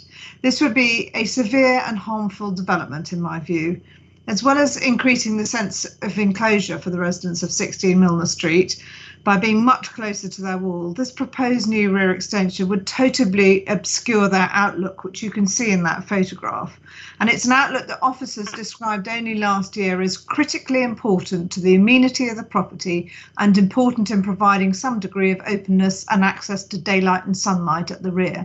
It's also worth adding that the room that would be most effective is their kitchen, as we all know, the heart of any house. The second point I want to make is about the basement. Quoting from Councillor Tim Coleridge's introduction to the basement SPD, he says, or it says, a case-by-case analysis of each site negates the very basis of the policy, as such an approach fails to consider the cumulative impact that the policy is designed to mitigate. And officers here seem to be recommending the adoption of such a case-by-case basis. In fact, even more than that, they're recommending a new policy that the 50% rule that we fought so hard to get doesn't actually apply to small gardens. I'm not quite sure how big that small can be, but either way, I don't think when referring to the SPD that this is either in the spirit or the intention of our policy. And so I'd urge the committee to refuse this unneighbourly application. Okay, thank you very much indeed. So if I can now ask the three local residents who have listed to G objectors. So you now have between you up to 3 minutes. Perhaps you'd first just like to quickly introduce yourselves, and then when you're ready, please go ahead. Thank you. I'm Stephen Baxter. Good evening. Good evening. I'm Darren Walker from 24 Halsey Street. And I'm Nagla Walker. And my name's Paul Crisp, and I represent Mr. and Mrs. Walker. So I'm head of Heritage and Townscape at JLL. Great. Please go ahead. Thank you. Good evening. Our neighbour wants to build an extension in the garden area at the back of his house. The effect of this would be to block totally the outlook from our rear ground floor window. It would massively increase our sense of enclosure. We would just be looking at 3 brick walls with no view of the outside world. You will have seen the photograph of the current outlook in the presentation. The officer's report last year, as Councillor Wheel said, described this openness as, I quote, critically important to the amenity of our property. You will have the picture from our objection letter showing how we would be blocked in. There would also be a roof terrace on top of the closet wing, only 15 foot from our bedroom windows, which would compromise privacy and create disturbance. We are astonished that this application is recommended for approval. Policy CL5 living conditions requires that there is no harmful increase in the sense of enclosure to existing buildings or neighbouring gardens. This is a very clear case where this policy would be violated, as there would be total enclosure of our outlook. Thank you. Thank you. We have 3 core problems. Firstly, on the basement, we really see no mitigating reason to allow the size of the basement to contravene Rule CL7, cited from an earlier planning refusal, and nothing has changed here. Had nearly 100% of the garden size, it's a terrible precedent to set. The test drills that Wimpey organised without our consent or knowledge, called stone and masonry and dust, to come down all along the inside of our party wall, inside our kitchen. A 30-centimetre gap to the existing wall is far too close to a Grade 2 listed building. The terraces will just be outside our children's bedrooms. The noise and disturbance, especially given Wimpey's actions at less than 5 metres away, is unacceptable. In addition, the overlooking to our rear garden is substantial, an invasion of privacy, and also out of character with the rest of the neighbourhood. Finally, on the retail space, there's a grand entrance on Halsey Street which can reduce mobility, especially for those like our severely disabled son, and a 35% reduction in the retail space, making it less viable. Reducing functionality does not support the local neighbourhood in any material way. Good evening, members. Our engineers Price and Myers considered that the construction method statement poses more questions than answers, for example, noise and vibration. When excavating just 30 centimetres away from a listed building, such detail is fundamental and should not be left to condition. This was the reason for refusal of the previous application. The basement covers more than 50% of the garden, which is in conflict with the council's own policy, and there is no reason to exempt small gardens from this. This provides another reason for refusal. My client is not against the development of the site. They are, however, against proposals which are ill thought out and which do not reflect current planning policy.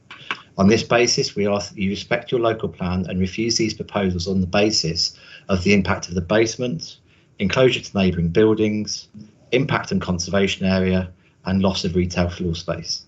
Thank you. Thank you very much indeed. If you stay with us, please, because there may be questions from members of the committee later. So if we can now turn to the applicant and your architect.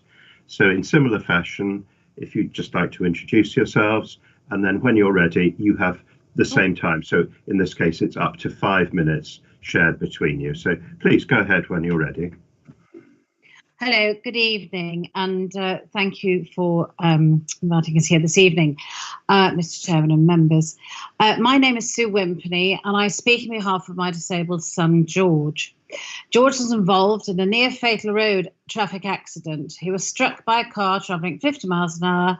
He suffered multiple injuries, underwent numerous operations, and due to our amazing NHS, is lucky to be alive. He faces a long road to recovery and has many ongoing challenges, including post-traumatic stress. The proposals will improve the access and circulation space at the property to help him cope with his disabilities and provide a basement gym for physiotherapy 2 to 3 times a week. The proposed improvements to the shop unit will also help secure future viability.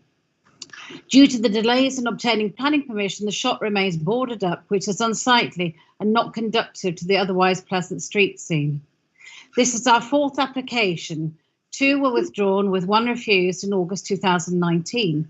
The refusal grounds related to A, the rear infill and ground floor extension, and B, the construction impacts, including the structural impact of the proposed basement excavation in the adjoining listed building. No refusal reasons were given in respect of the extent of the basement area measured against the council's percentage policy, the 3rd floor roof extension or roof terrace, the shop unit alterations internally and externally.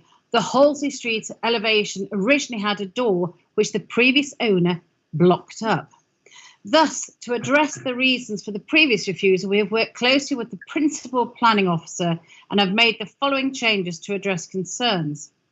A, the rear infill extension now pitches away from our neighbour's boundary to limit any sense of unacceptable enclosure.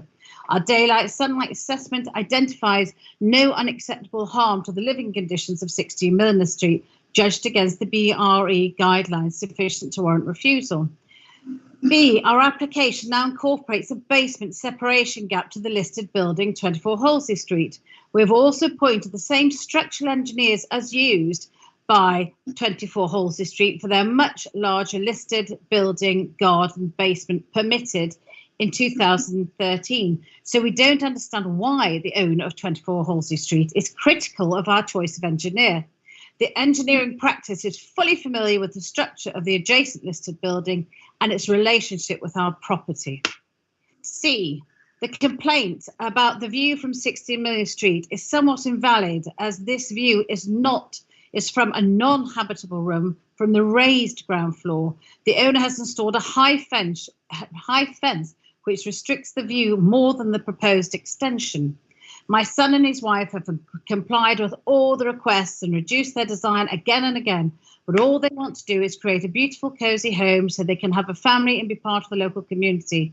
We have received an exceptionally large number of supportive comments from our neighbours, including many from Milner Street and Halsey Street. They've been incredibly supportive and wanted to help us with this application.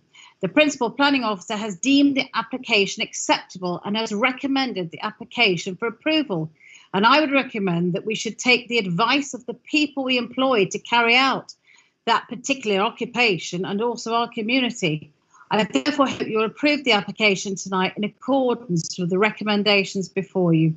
Thank you for your help and support. Thank you very much. Mr. Granger, did you wish to speak? There's some time left, or are you content to perhaps help answer questions? Yep, I'm content to answer questions. Okay, all right.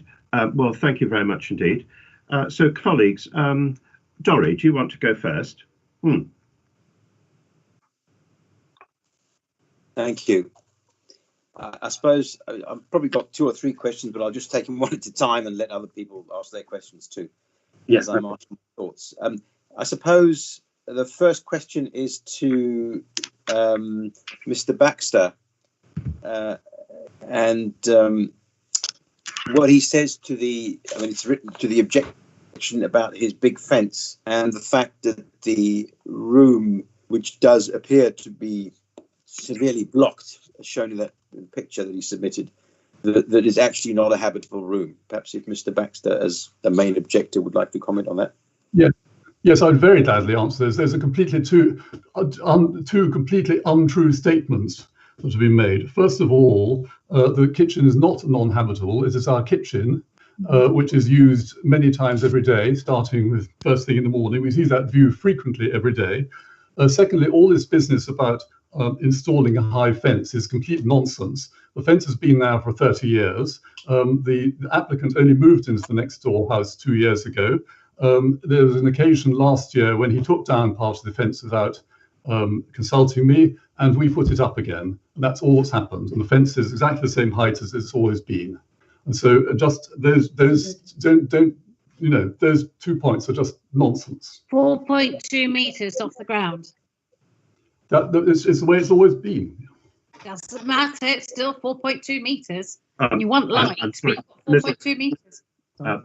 Mrs. Wimperney, Yes. I'm sorry, you can't interrupt other people. As I explained at the start of the meeting, only members of the committee can ask questions. I apologise. Okay, Dorry, did you have any other questions that you'd like to put to anyone? Can I just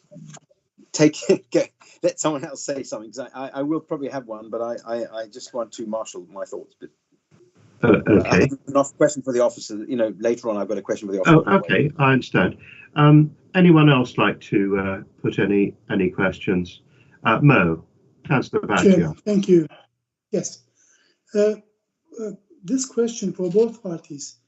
What is the distance? Do you have party walls? How far the proposed basement is from your building? Councillor, if I can answer that question, is that there is a party wall between the properties. That's the boundary wall, and the proposed basement is just 30 centimetres away from the Grade 2 listed building.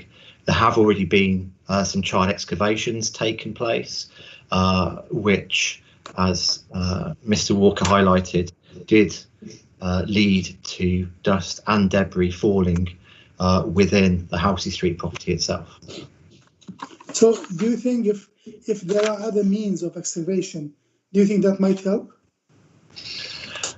The construction management plan at the moment is fairly scant in terms of detail about how the basement is going to be constructed, and I think, as it's been previously refused, we're very concerned that without such detail, which I think is fundamental to the proposals, it can't be demonstrated that the structural integrity of the listed building is going to be preserved, that it's not going to be affected. And for me, that's a significant point that we need to take into account.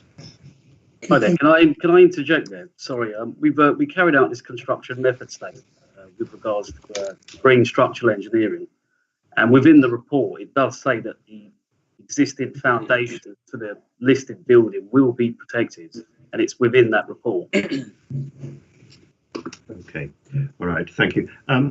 Councillor Schmetterling, did you have another question you'd like to put? Thank you very much. Yeah, this is now for the applicant.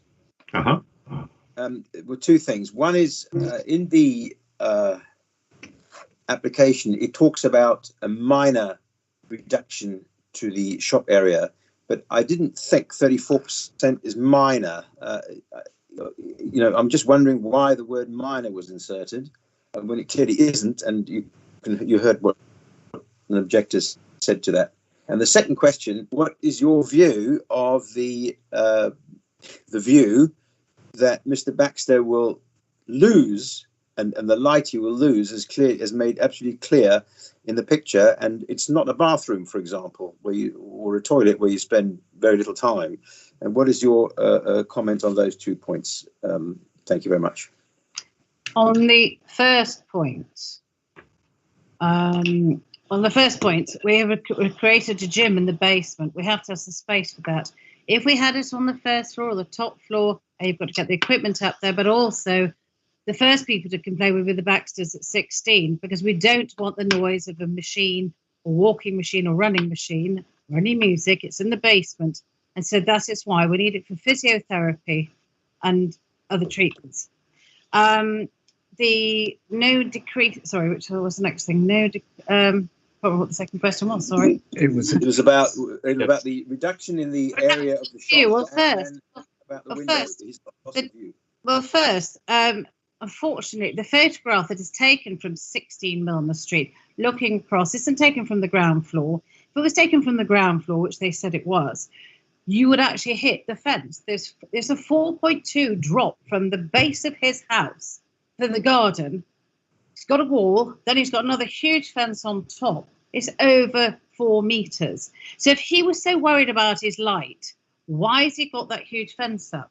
So let's moving across from that. He also then states that looking down, it's going to take his view. Well, actually, from his top, from where the kitchen is, which is a non-habitable room, allegedly. I know people say kitchens or whatever, but even so, The garden is already dank and dark. You know, obviously they're not worried about that, but they wouldn't have all this fencing and walling in their garden, would they? If they were so bothered about it.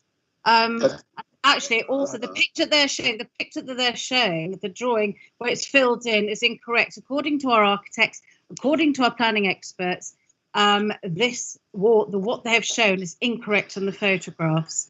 It's making it much harder than. Sorry, sir. I'm sorry. I'm just incorrect in what way? But I think you're about to say that. Well, I believe. I mean, the architects have said no. Yep. What they're doing is it's showing that it's blocking out a huge amount of light, and it isn't, because the new extension would not be as big as has been implied in those photographs. Yep, I can respond to that. Basically, the top of their proposed roof extension is actually shown above the top of the core board to the main rear addition extension, when actually it's actually below that. So basically what they've done, what it looks like, is that they've oversized the actual rear extension to a point where it looks like it blocks out way too much of their view, but it'd actually be slightly lower. Right. When you say slightly, it's just use of, I know this English understatement. Okay, by approximately 300 millimeters lower. Okay, thank you. And we did do a light assessment. Yes. To BRE standards, you know, and they approved it, and they said no, it's not taking the light. So, you know, where do you start? And we've used the same engineers as 24 Halsey Street. They know exactly how the land lies, and you know, you know, the gentleman at 24 started to question the qualifications and the professionals of the company we used. Little did he'd forgotten that they'd actually used the same company.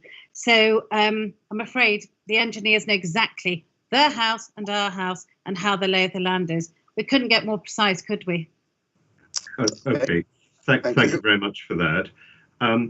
Councillor Bennett.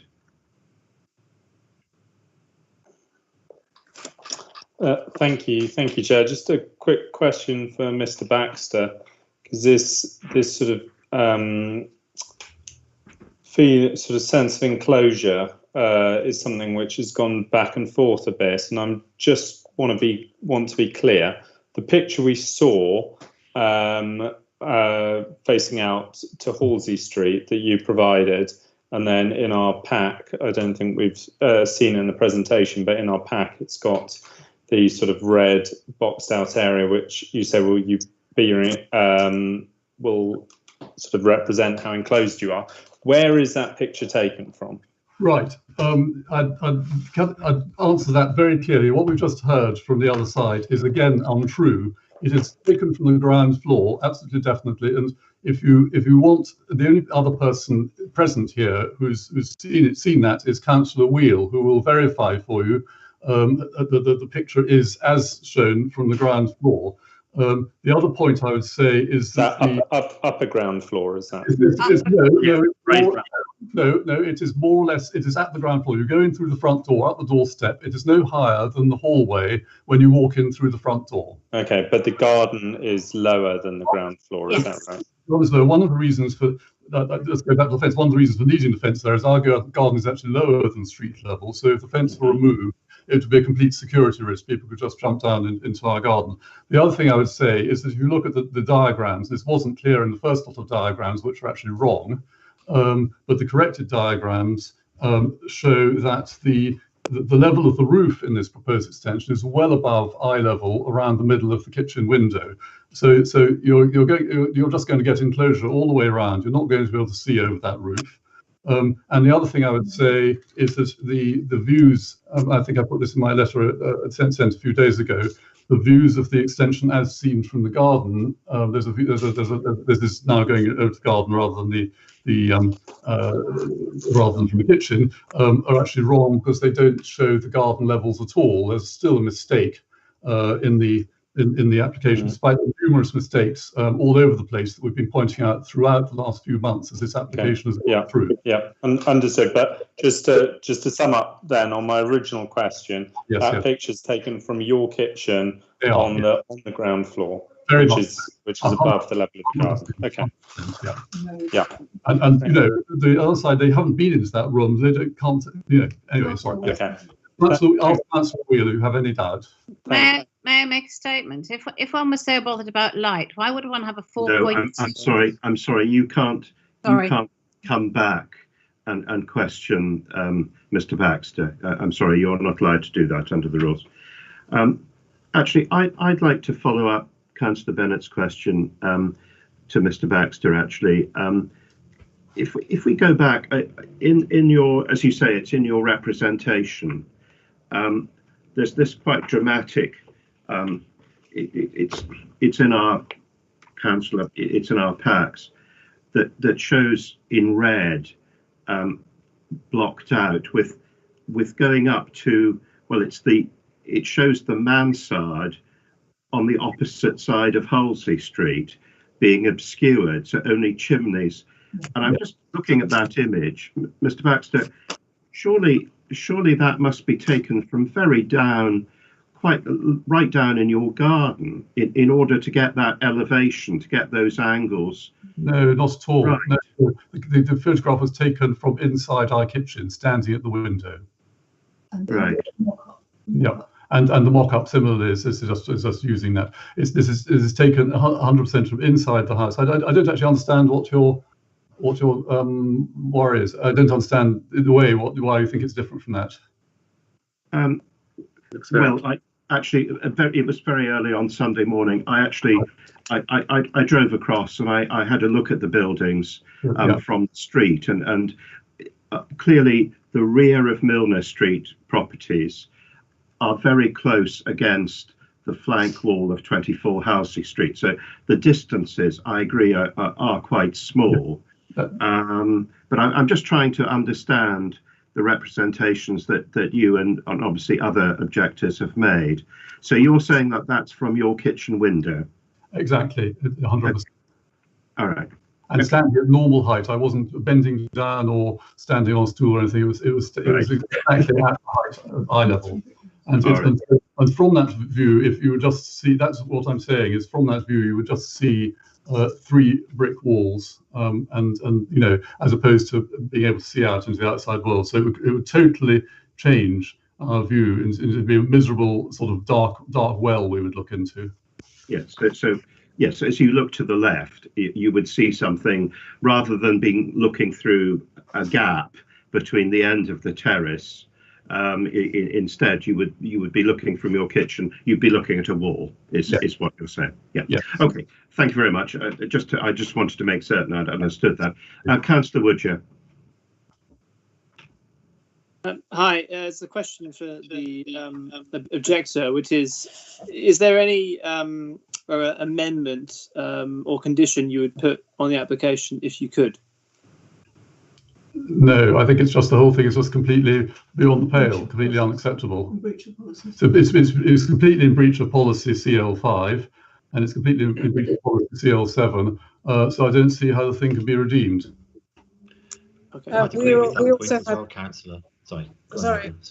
I was just going to say we have great concerns about the listed building. We've gone to great care to, make sure that it's restored. We actually, had to put in an RSJ recently because we realised there was one missing. We went through the planning procedure, and they did say the walls are delicate in terms of they are old and listed. Now, we had rubble fall inside the house, and we documented that. It's with the police. It was one of the reasons that a fine was issued on the neighbours because it was done without party wall consent.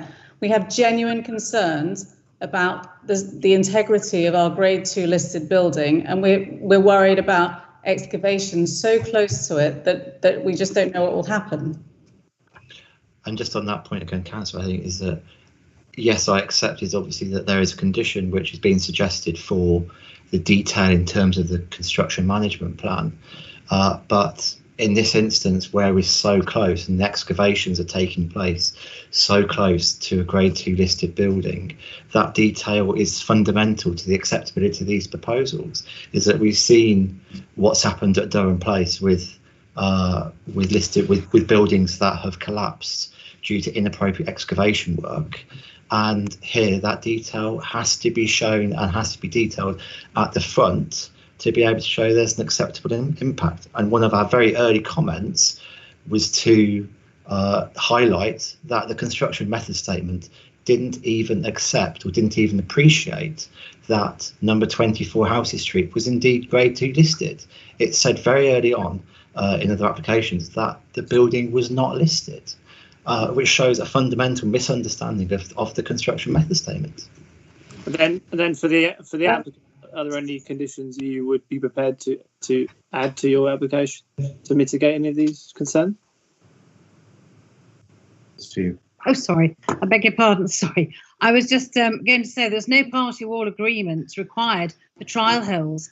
There was a little bit of mischief making going on between neighbours where Mr. Baxter felt he ought to contact the other neighbours. This matter is with the police. I'm sorry. I don't think it is with the police, actually. Anyway, digging a trial hill is allowed, and we checked it again and again, so that's okay. So really, mischief making. I'm sorry. I'm going to cut you off there. I'm sorry. This is it's a planning committee. These kind of matters aren't for us, really. I'm sorry. I'm going to stop you there. Councillor Schmetterling, did you have a last question? Yes, it's sort the of applicant one each. Yes, please go ahead. As the discussion moves along, I think of these. The first one is to the applicant, to Mrs. Wimpenny. I mean, you were speaking about where the picture was taken, but it's quite clear. And if you just allow me to ask the question, it's quite clear.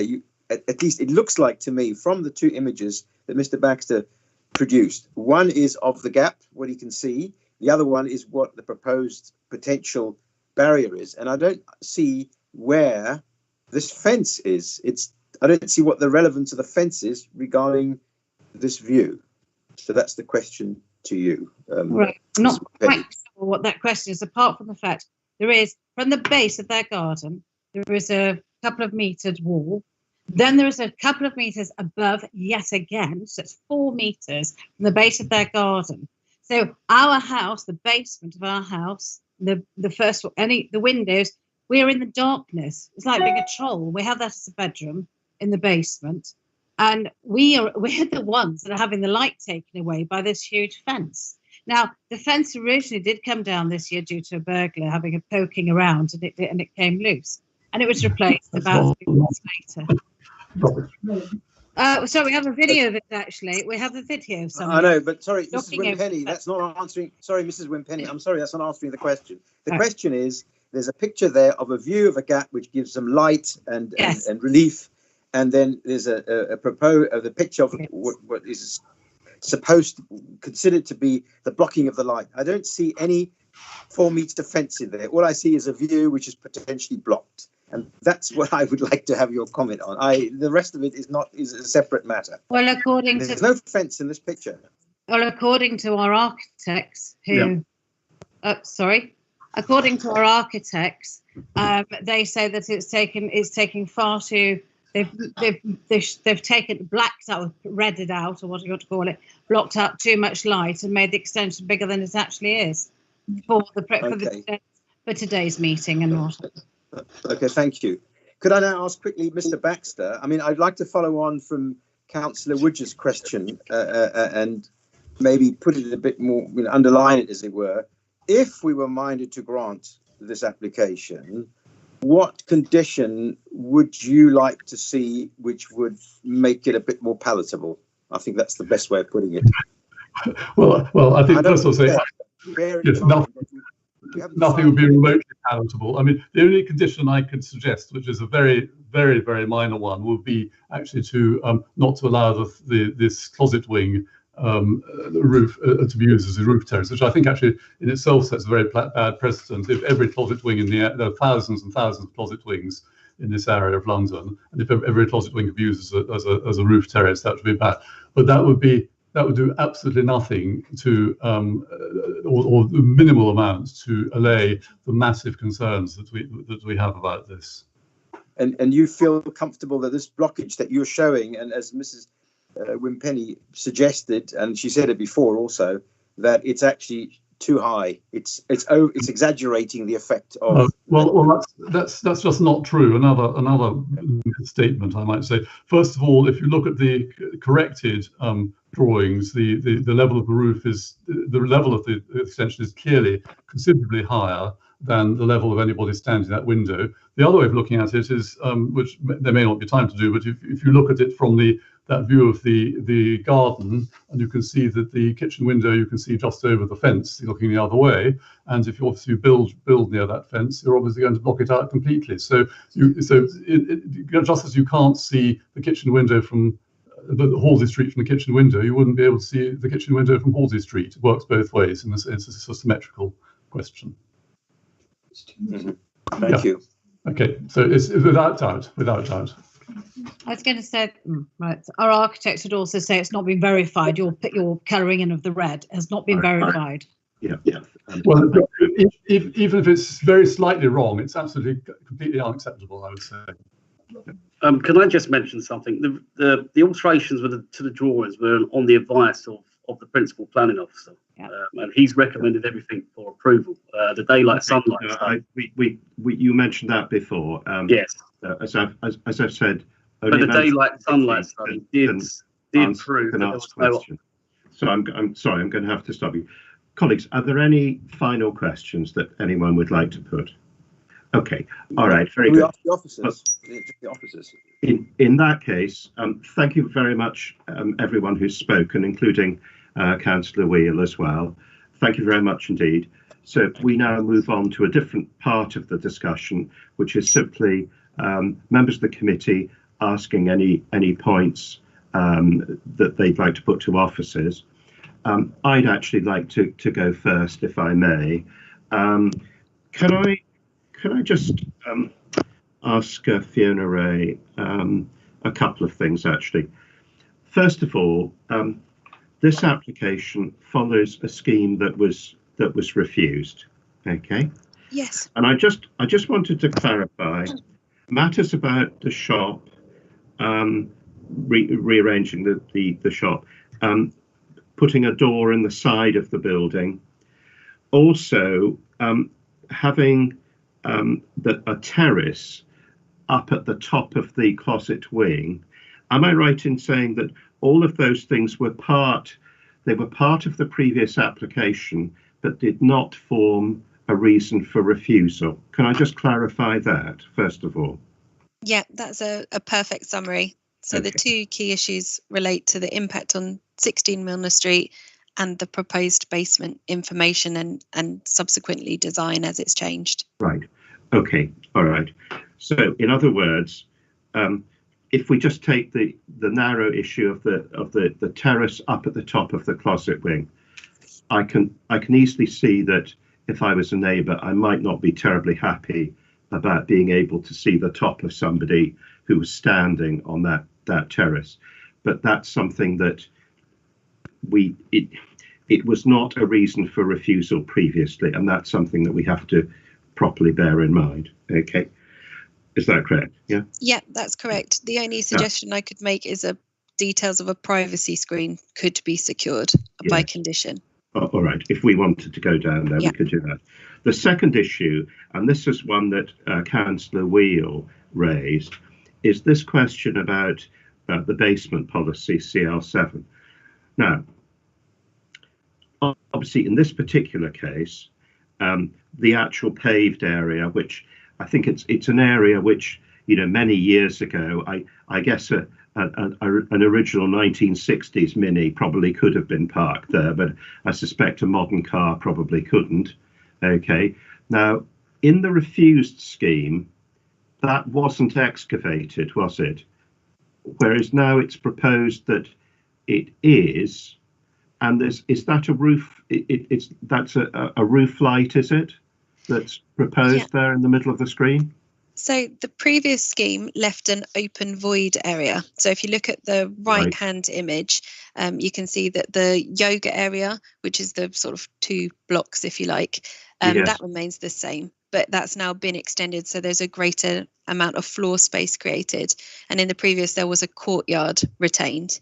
That has now is proposed to be built over, and the garden level will remain at ground floor level in this proposal across the top, rather than having that kind of sunken void, if you like.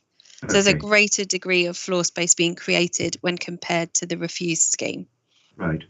And I'm just following on Councillor Wheel's point, really, that, I mean, CL7 does not have a sort of de minimis clause, but the officer argument is it simply, I mean, it's creating a more usable space. Obviously, it's only for the person who lives there's benefit, but we feel that on balance, that's acceptable. Is that the argument that's being deployed?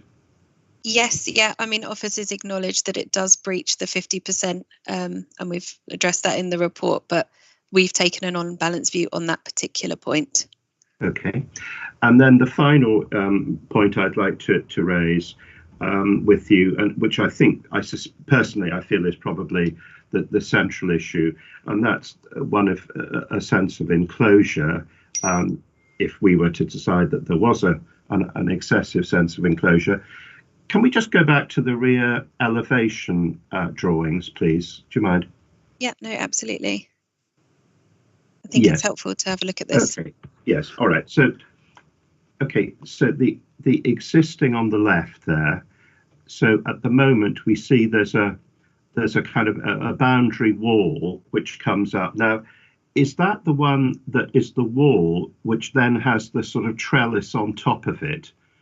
As we saw, there were photographs that showed this. Yeah, I think maybe if I just explain the boundary treatment a bit better, perhaps and if you use could some do that, photos. That would be helpful. Yeah, so if you look on the existing elevation to the left and the proposed on the right, you can see the height of that existing boundary fence indicated as black. Now, the new proposal will be higher than that. So you'll see it rise above that line in the proposed, and then it has a sheer pitch away. So that's the new relationship created. If I flick back to the photographs, which show that boundary treatment, you can see, as Mr. Baxter described, his sort of garden area is at a lower level. You then have this retaining wall, which you can see in the right-hand image, it's white, or that boundary wall, the white wall, with a fence atop it. So that's why the two, as indicated on the drawing, it shows as a boundary fence, but because of the arrangement of the lower ground floor, it is higher from the lowest natural ground level, even though if you look at the sort of main garden area, it's then lower to the rear. Is now exiting. And I'll have another, if you have another look here, this image shows you that how the kind of, it looks like a plinth almost as you look at it from this level. But then where the ground level is lower, that's when you see the change to kind of this height overall. So if you, sorry, colleagues, I'm just trying to get my own head around all of this. So if we go back to the previous photograph, Fiona. So what we're saying is that Mr. Baxter's garden, which is just beyond the fence here, is at a substantially lower level than this paved area that we're looking at now. It's at a lower level and an even lower level directly behind the property as you access out into the garden. So I think I've got this image helps show that. So on the right hand side, the window, you can see that with the kind of vertical glazing bars going across, the 3 bars, that is the kitchen window we've been discussing.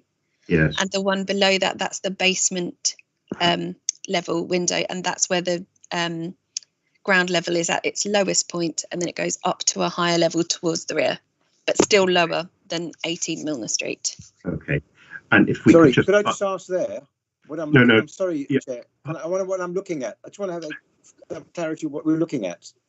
It's horizontal bars. Whose is that? Whose house is that? Is that 16 number or 18? 16, number 16 Milner Street, looking over the boundary fence.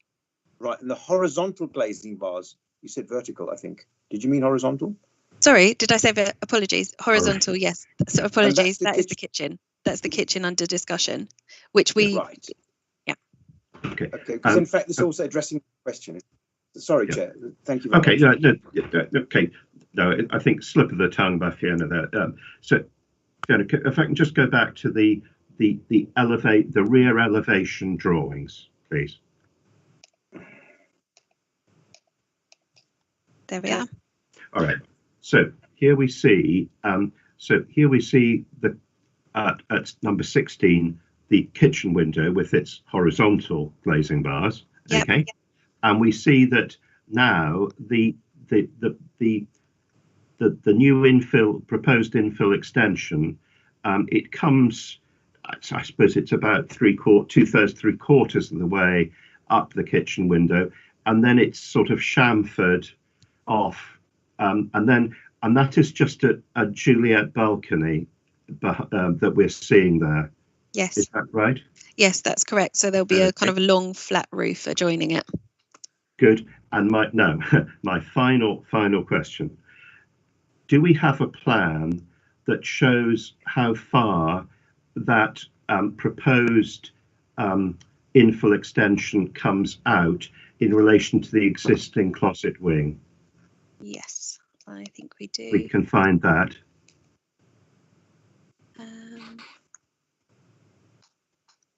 Yes, so it's this one here. So the ground floor plan, you can see the existing closet wing is shown on the existing drawing on the left-hand side. So that wall remains to the same depth, and it is then in line coming out as that existing closet wing, and then shaped like there's a splayed side boundary slightly. So there would be a slight splay to that side boundary wall where it adjoins. So that's actually a really helpful point, Chairman, because if I then go back to the photograph you were just looking at, that gives you a very good marker for understanding that relationship. Right. Sorry, just go back to that again. Go back to the plans. Sorry, the floor plan type of. Okay.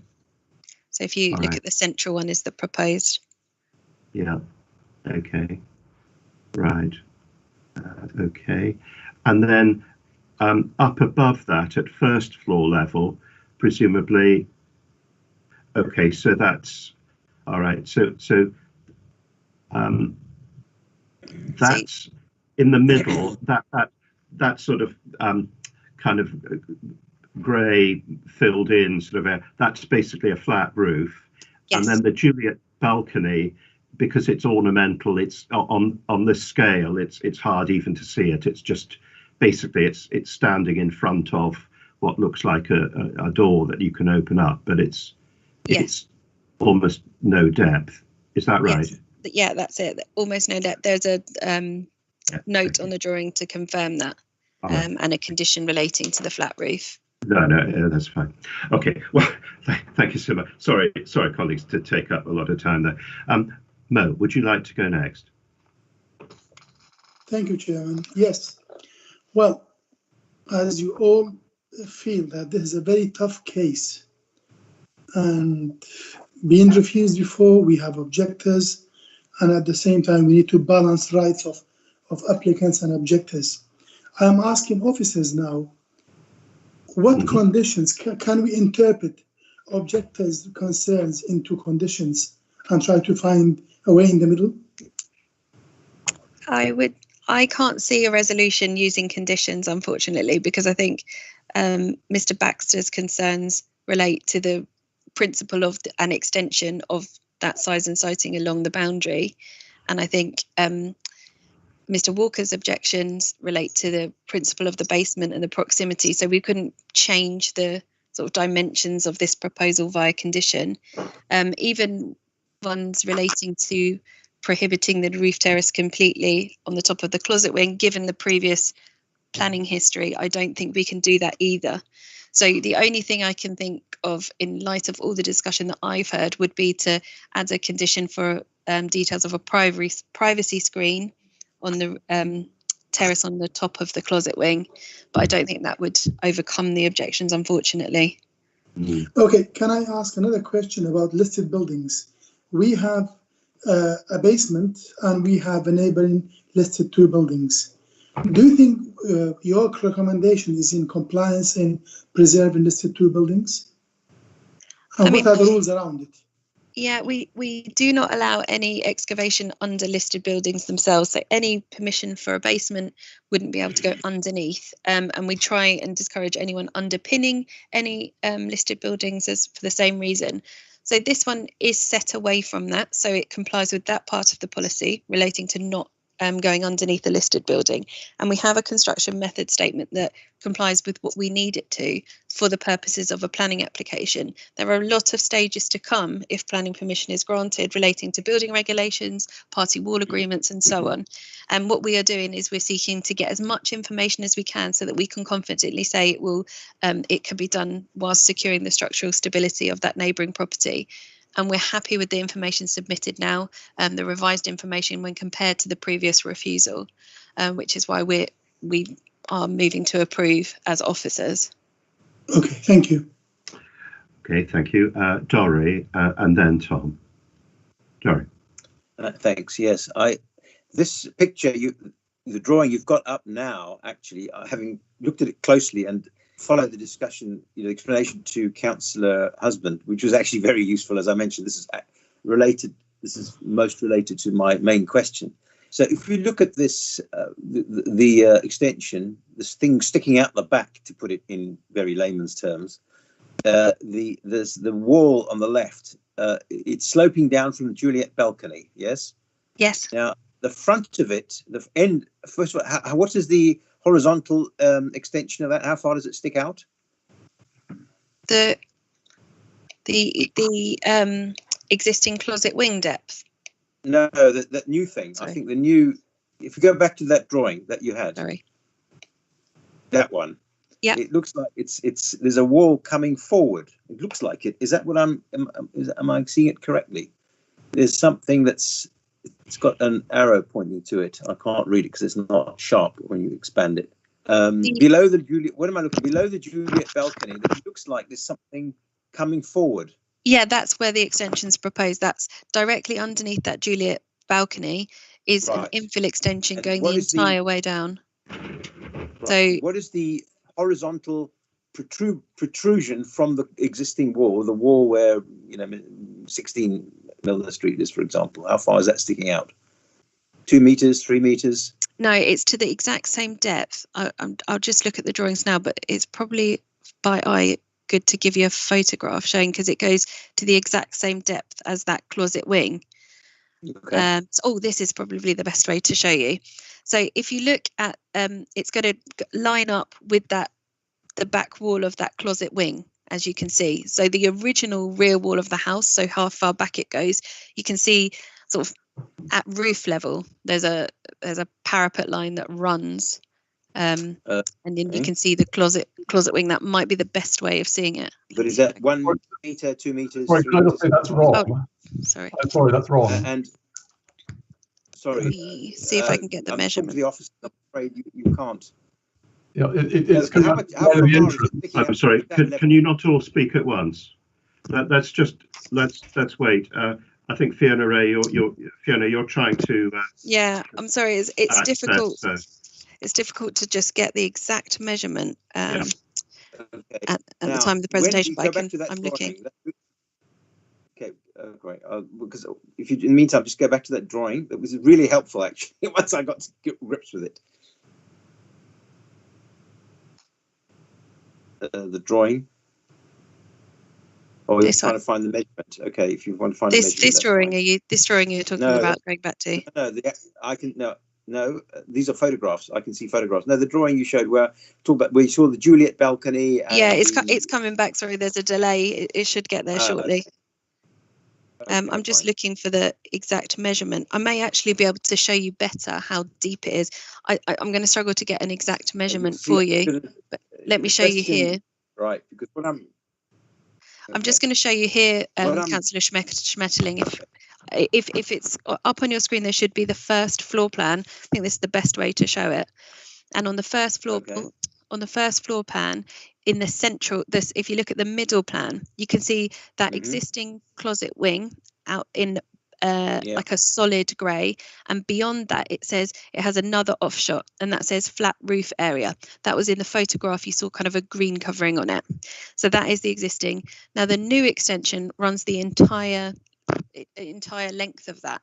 So it's the closet wing and the offshot beyond. So if I go back to the image where I was trying to explain how deep it runs.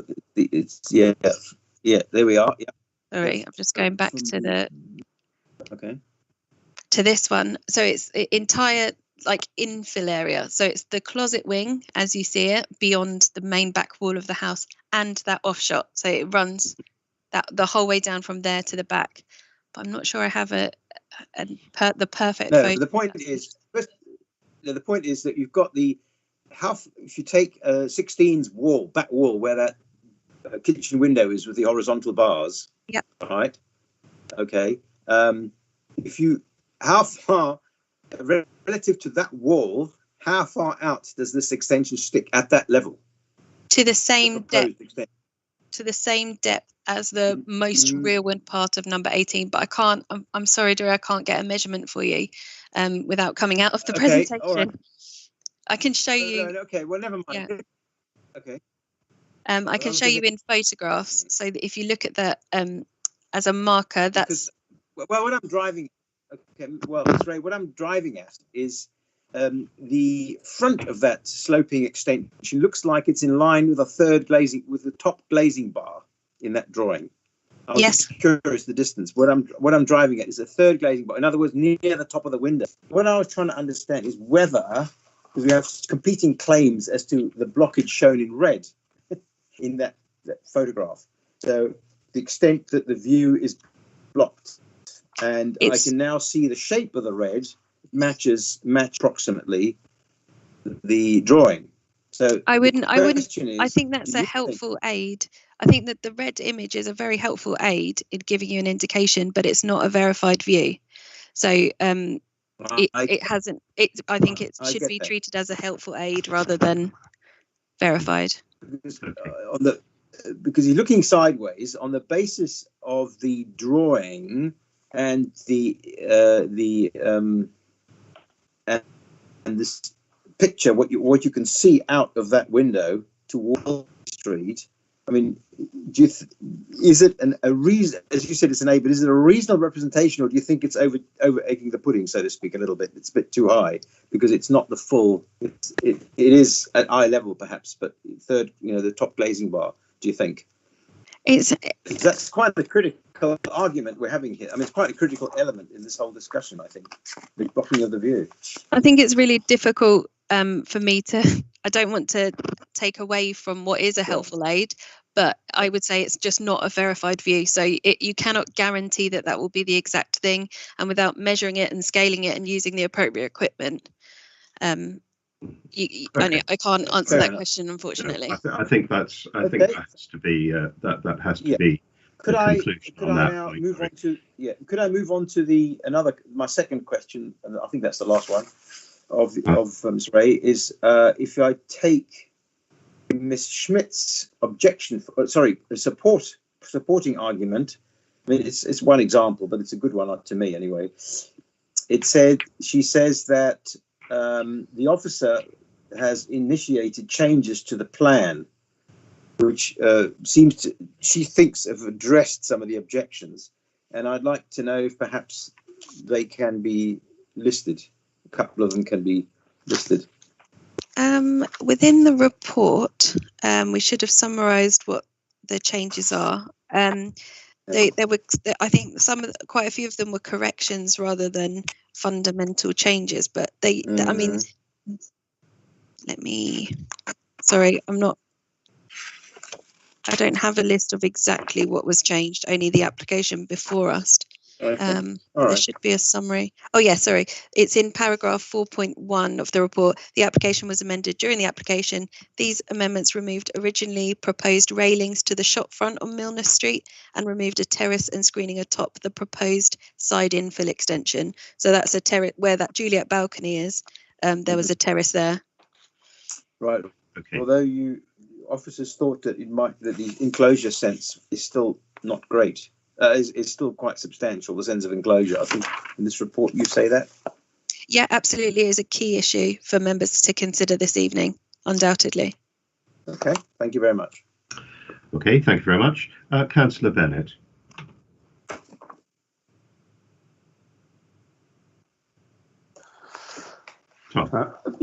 Sorry, thank you, Chair. Just 2 points. Mr. Ray. First one is on the basement. Now, sort of, I understand the point that was being made on this specific site, that the excavation is significantly less than a sort of a normal site, which might have a larger basement. But on the drainage aspect, obviously the point Councillor Wheel was making about the cumulative effect. You know, if every garden was allowed to be excavated at 85%, you know, as soon as you've got 4 gardens, that's much bigger than one normal garden. So why did we decide that from a drainage point of view, it was acceptable? Thank you. We have a condition on the application. It's condition 15 that talks about sustainable urban drainage. So we would, on balance, because it is an on-balance decision to allow that degree of excavation, but subject to us receiving a system where they could deal with drainage of surface water appropriately, we would find that acceptable. The policy about the 100% is a really important one, and it also relates to sort of vegetation as well as drainage. And it's one of those, again, on balance decisions that we wouldn't expect to see mature planting in this kind of courtyard garden scenario. So we were satisfied that a condition for the drainage details of how they would give us a betterment, an improved situation in the existing, would be enough. But again, another key issue for members this evening. Okay, thank you. And then the second question was, sorry to return to it, but the sense of enclosure and the sort of image which has been mentioned with the sort of red shading. And I appreciate it's an aid and not verified. If we could just go very quickly, I think this image, I don't know if you could bring, oh no, you've got it up, okay. So yeah, that image there. And I'm assuming the answer to this is no, but I could imagine a scenario where that roof, perhaps the pitch started at the level of the fence rather than slightly higher.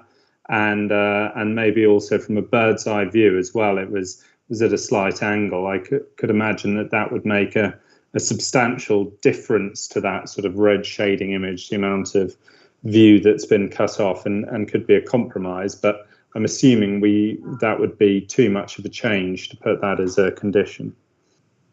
Yes to both. So I think it would definitely make a change, but it's not a condition. It would change the design and size and height of the proposal. So I think it would need to be a resubmission should this application not be successful. Yeah, that's what I thought. Okay, well, thank you very much. All right. Well, thank you, Tom, for that. So, colleagues, we need to make a decision about this. I have quite mixed views. I think a lot of the components of this, I think, would have to be viewed as acceptable. Frankly, I think might not be popular, but that's where I think we would have to go, looking at the thing in a rigorous manner. I think the issue of sense of enclosure, I think on balance, I think probably we should go along with the recommendation, but I wouldn't be particularly surprised if I found myself in a minority, because there are perfectly sensible arguments, I think, in both direction on this. Perhaps rather than just simply take a vote, if I can just very quickly go down the committee table, so to speak, and just get an indication of where people are coming from on this. I don't know, Mo, would you like to go? Well, who would like to go first? Maybe Mo, what do you think? I'm happy to go, Chairman. Thank you. As I explained earlier, this is a very tough one, difficult and tricky one, and our job is to balance the interests of both parties, of applicants and objectors. That's why I specifically asked if we could interpret objectors' concerns into conditions to allow the application. I am happy to go with the recommendation, but we need to find a way to interpret the concerns, objectors' concerns into conditions, if possible. Okay. Who'd like to go next? Tom. Yeah, happy to go next, Chairman. I think you summarised it very well. I think most of the elements are acceptable in planning terms. The two elements which are very, very difficult, the basement and the cumulative effect of having these larger basements, maybe leaning slightly on the side of it being acceptable in this case. In the enclosure, as I say, I feel there perhaps is a compromise here, and perhaps we've got that red shade image which is contested, not verifiable. Maybe the applicant could have done a little bit more to allay our fears in that regard, given that they contest it. I know we do have the light statements. I think I'm just leaning on balance to it's a bit. It impacts the sense of enclosure just a little bit too much, and perhaps a future planning application could ameliorate that slightly. So that's where I'm leaning slightly. Okay, I understand. That's helpful. Dori, Councillor Schmetterling, what do you think? Well, I have to echo your comments and all the others. It's difficult because of the various elements, including the needs of the occupant or the future occupant of 18 Milner Street, which shouldn't be forgotten because I think it's quite important. But on the other hand, there may be better ways forward. So I'm the enclosure and the size of the basement and everything, these are difficult ones. We do have policies on that which are clear, pretty clear. And reducing the shop, I understand why that's being done now.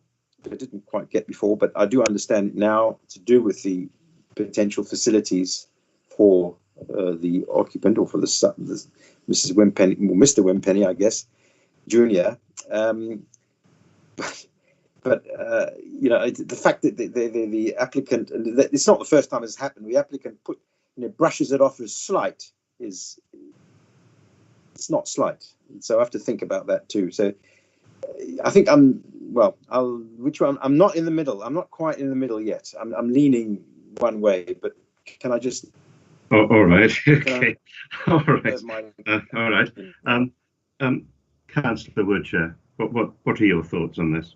As I say, this is a pretty on balance. It's a difficult balance, this application, in terms of most of it seems to meet the standards, but as I say, the basement is probably a bit too big, really, in terms of the policy. I know they're mitigating circumstances, and then the sense enclosure is quite concerning, I must say.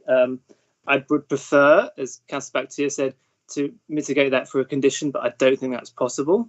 So on balance, if it can't be fixed with the condition, I'd probably be erring more on rejecting and then asking them to come back. Okay. All right. Well, thank you very much, everyone. I think what I'm going to do is I'm actually formally going to call for a vote on the recommendation. Either way, I think I know what I'm going to suggest. But Lorna Barry, our legal officer, would you like to make a quick comment?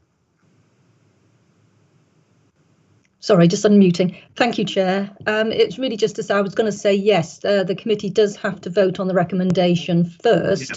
And from the way the discussion has been going, it might be that, it might be academic or not, but for the purpose of the vote, you might want to consider adding that extra condition about the privacy screen that Fiona discussed. Yeah, just so that we're voting on the recommendation as you would. Yeah, that's what we're about to do. Yeah. So subject to that extra condition. Okay. All right. So I think we can't. We're not really in a position to alter any of the conditions. So what we have to do, I think, we need to have a vote on whether we're in favour of the recommendation to grant with the conditions attached as set out in the report. So I'll go down and ask everyone if they're in favour or against the recommendation. So Councillor Bakhtiar. As it stands, without any conditions, I am against. Okay. Councillor Bennett. Against the recommendation, Chair. Okay. Councillor Schmetling.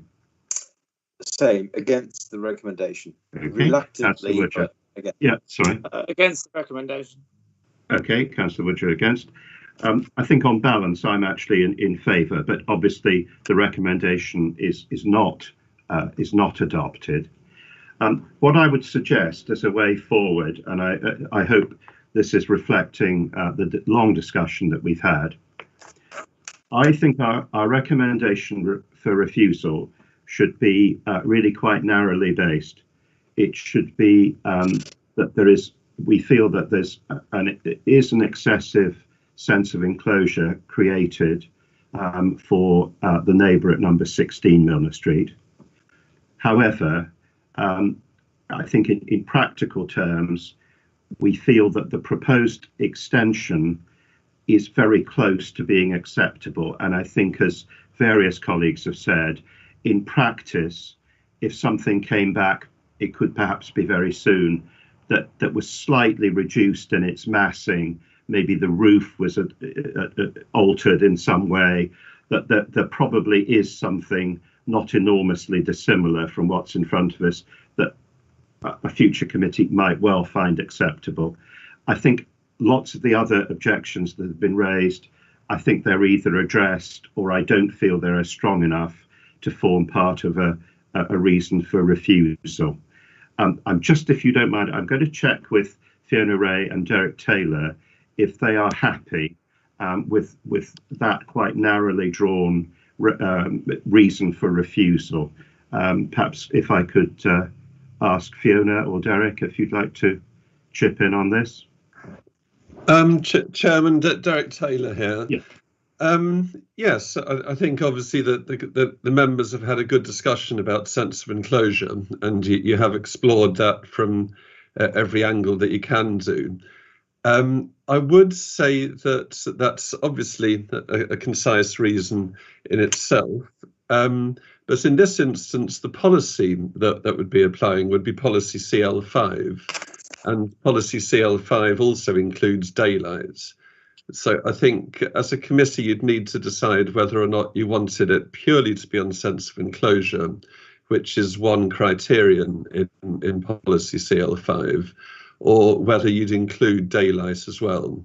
And the reason I say that is that you do know that there would be an effect on daylight, and on that kitchen window, for example, that would be a material effect. Yes. So you just need to think about that. It could be daylight and sense of enclosure, or it could just be sense of enclosure if you were happy with it in daylight terms. Right. Okay. Right. Okay. But I didn't get that. Sorry, could you say that about the daylight angle? I didn't quite understand that. What happens if we included it?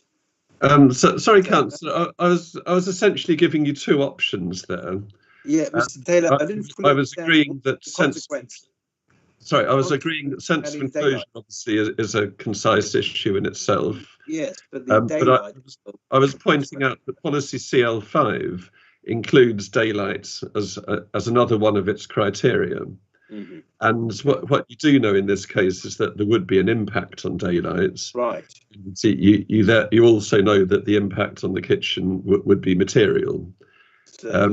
So what I'm saying is you could refuse this on daylight and sense of enclosure together, because they're all part of policy CL5. Or if you were happy with daylight, then you could just refuse it on sense of enclosure. Okay. All right. Just if we can try and be quite brief. Any strong opinions? I'm inclined to just go for the sense of enclosure in terms of massing and put daylight and sunlight to one side, to be honest. But how do others feel? Just quickly.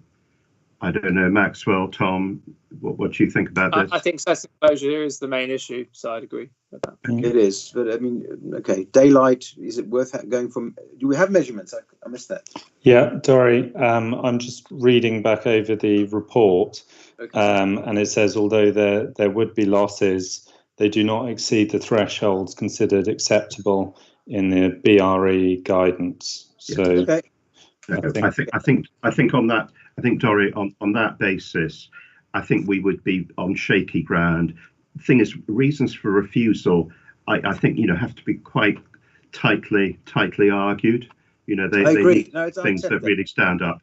So, okay, so what I would like to do is I would like to propose that the application is refused on the basis of a single reason, which is sense of enclosure, in line with the discussion we've had. And the exact wording we will leave up to Fiona Ray and Eric Taylor to agree. So that's my proposal. Can I have a seconder for that, please? Sorry, what about, Chair, I think Ms. Bowery wants to say something. No, I think she wanted to remind me that we had to actually have a vote earlier on. That's okay, it's fine. Yeah. Okay, I want to know, what about the basement? The basement area is also substantial. It's also contravening a policy. Are we not thinking about that? Well, I think the difficulty is that the previous refused application viewed that I think that basement, small additional basement, I think was viewed as something that was acceptable. I mean, I think, as per the officer report, I think that's another issue which I'm wary of having reasons for refusal which are difficult to stand up, frankly. Okay. Okay, thank you. That's all right. Fine. So sorry, I may have not heard somebody. So I'm seeking a seconder. I'm happy to second. Okay, thanks, Maxwell. Okay, so let's go down. We need to formally vote on reason for refusal, sense of enclosure, proposed by myself, seconded by Councillor Woodger. If I can go down, Councillor Bakhtiar, are you in favour of that recommendation? In favour, Chairman. Thank you. Councillor Bennett? In favour, Chairman. Thank you. Councillor Schmetterling? Well, if it's already been not refused, as it were, then I have to be in favour. Okay, thank you. Councillor Woodger? In favour, Chairman. And I'm in favour of what I have proposed. So we have agreed that the application is refused for the reason that we have just. Yes. Can I just say, are we sure the basement was not a refusal? Sorry I know we voted, but are we sure the basement was not refused? Was not a ground for refusal last time? Is it too late for me to clarify, Chairman? I can do that for you. Yeah, no, you go ahead. Yeah, it's the basement was refused. The basement was refused previously, but on insufficient information. The basement was also a different layout. So as demonstrated, it was still dug out. The ground level was changing, and they were still excavating in that area to the same degree. But basement size was listed. Yeah. Okay. The basement size above 50% was listed. Thank you very much indeed. So that has been refused for that reason. Thank you very much. I would suggest we now take just a 5-minute break, and then we'll come back with Pembroke Road in 5 minutes. Everyone, okay? Okay, Chair. Thank you very much. Yeah. Great. Thank you. Thanks.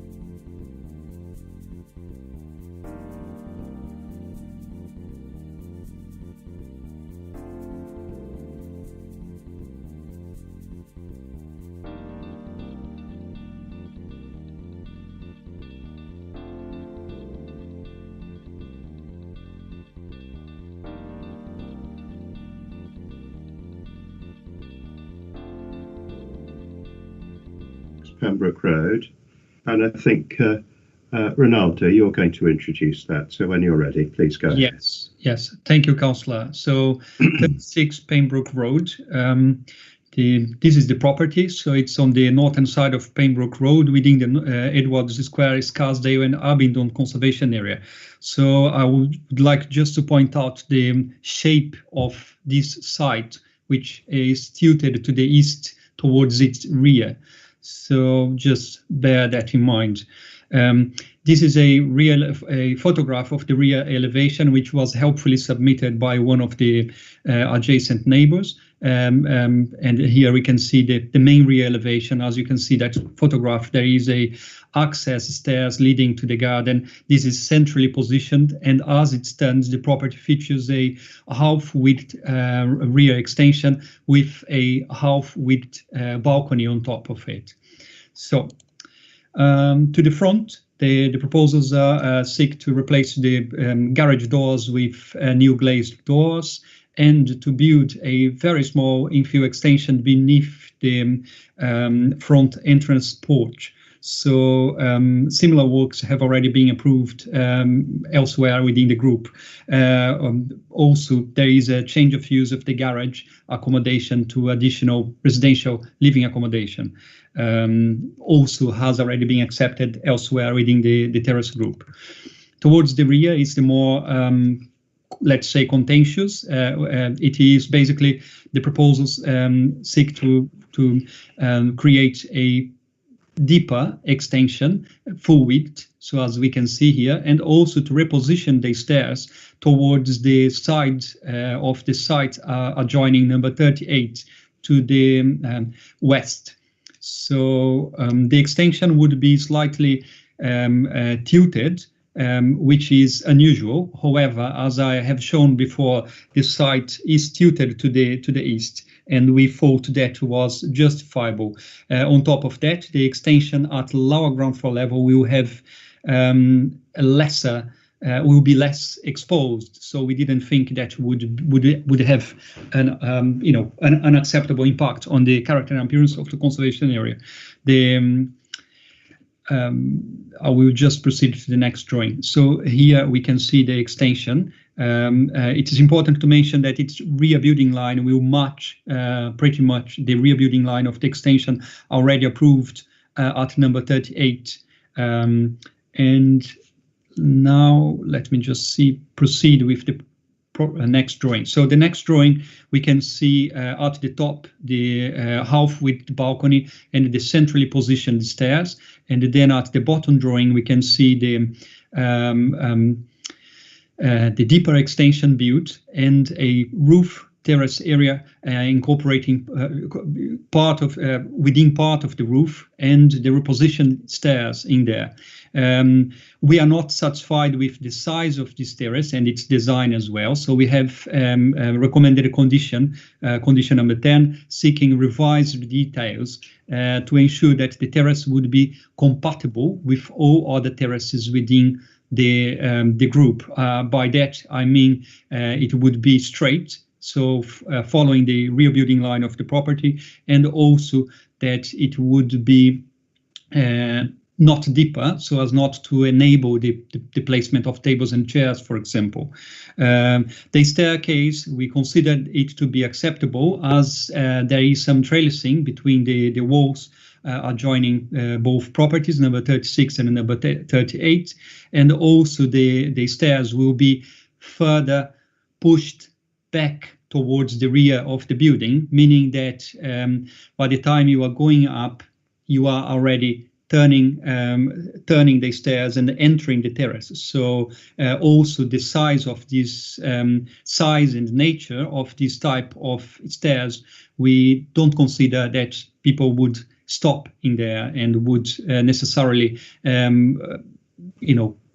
overlook the occupiers of number 38.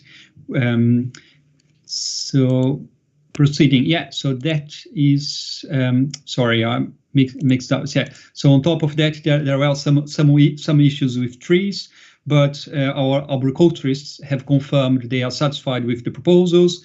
There will be 2 trees will be lost, However, there is a condition ensuring that details of replacement trees would be provided. So I think that's all, and I'm happy to respond to any questions the committee may wish to ask. Thank you. Okay, thank you very much. But first of all, if I can ask Mr. Russo, who's next door neighbour at number 38, if you are with us, sir. Hello, good evening. Hi, good evening, and thank you very much indeed for waiting. I know it's been quite a long evening, but thank you for joining us. So you have up to 3 minutes when you're ready to address your objections. Please go ahead when you're ready. Thank you. Hello, Honourable Chairman and Councillors. Thank you very much for taking the time to listen to my concern. I think that the officer addressed most of our concern, which were, regarding the trees, the overall aspect of the garden. But there is one single issue that I think is unresolved, which is the size and the form of the rear terrace and primarily the stairs. I mean, we are not happy with the fact that the stairs have been moved from the central part of the terrace to next to our property. I think that there is overlooking. We have a wall. We have a wall between our property and the other property, which is quite low. So it is true that there is a fence on the upper side of the stairs, but actually going down, I mean, these stairs, which are positioned just next to our property, they will harm the privacy of our property. So this is really the only issue that we have outstanding. The other thing that I honestly find difficult to understand is that according to the officer, he pointed out at the applicant that the size and the form of the terrace was not acceptable. And as far as I know, he told them that they had to submit a new drawings, and they didn't do that. So I feel that before the committee take a final decision on this application, they should be submitted the new drawings. They should give me the possibility to comment on that. And this is the reason why I do ask you to not grant this permission before new drawings are submitted and approved. Thank you very much. Yes, thank you very much indeed. If I could now ask, I think an agent for the applicant, Ms. O'Brien and Mr. Frost, are you there? Yes, I'm Chris Frost. I'm the agent speaking. For simplicity, I'll speak alone. Ms. O'Brien. Okay. Yeah, that's great. Well, when you're ready, please, you have up to 3 minutes as well. Thank you.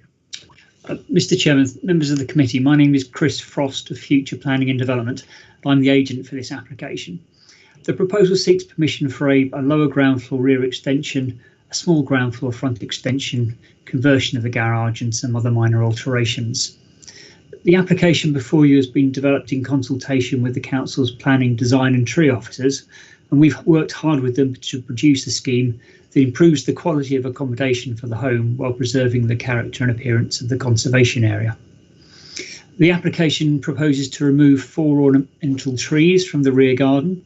These trees are of relatively poor quality and are classified category C trees in the tree survey. They will be replaced by better quality trees as part of the landscaping scheme for the proposal. There are good quality trees in adjacent gardens, and the submitted arboricultural assessment demonstrates that the proposed extension will have no harmful impact on these trees. The Council's tree officer is satisfied the impact on trees is acceptable, and that the replacement of the existing trees with new trees of better quality will not have a harmful impact on the conservation area. The design and appearance of the proposed alterations ensure that the extensions remain subservient to the host building and reflect the character of the conservation area. As identified in the officer's report, we've been asked to revise the design very slightly to straighten the line of the rear terrace so that it runs parallel to the rear wall of the house, which we agreed to do. It was a request that came in very late in the assessment of the application. We have submitted a draft set of drawings showing this change to officers, and we're confident that it addresses the concern raised.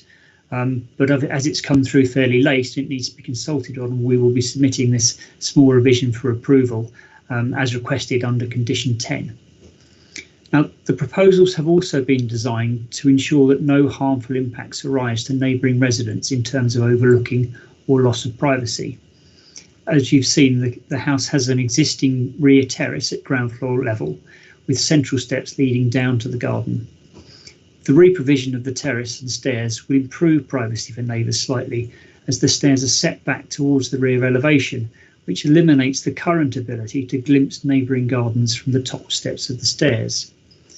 Now, I note that the objecting speaker has raised concern that overlooking could occur from the new stairway into their garden, but I can confirm that the overlooking would be prevented by the existing boundary walls, and they would be a minimum of 1.8 metres high from the proposed stairs. So any stair you would be on would have at least 1.8 metres of wall adjacent to it. There'd be no overlooking unless you were very, very tall. It is shown in a detailed section which is included in the design and access statement, and it's a bit of a shame it wasn't included in the presentation that you've seen.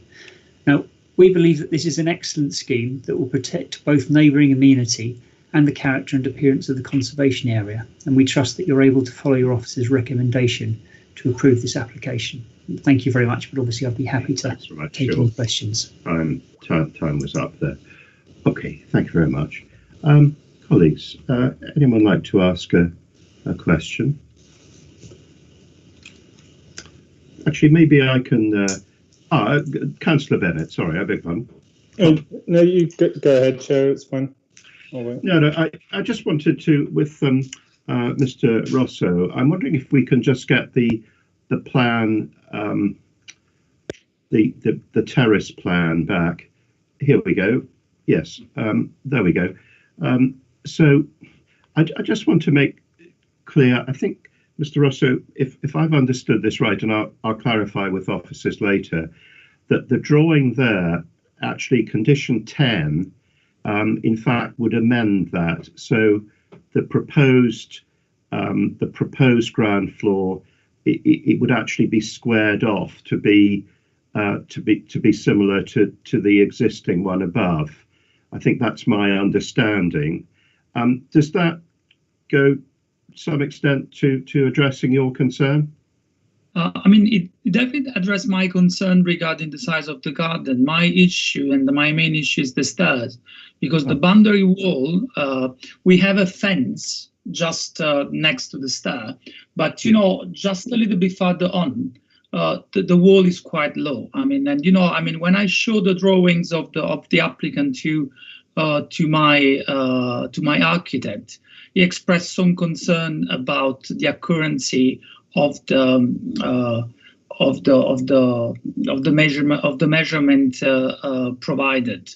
Now there is a fence just next to the wall, but then if you go down and if the stairs are on the left side, which is next to my property, yes, you will look directly into my property. And this is, you know, if you all the property in all the property of this group of houses, they are all in the middle, but for number 34, which is the next property. So I don't understand why they put it next to my property. You know, they are just looking straight into my garden.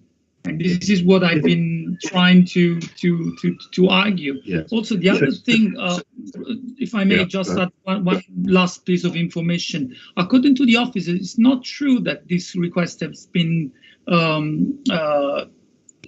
requested to the applicant at the very last minute. My understanding was that the request for new drawing has been requested a long time ago, and they've been so slow in replying that actually they have decided to go on with, you know, with such proposal with the condition, which, to be honest, I find pretty not straightforward. I think that they should have provided the new drawings before, you know, it gets, you know, to the committee.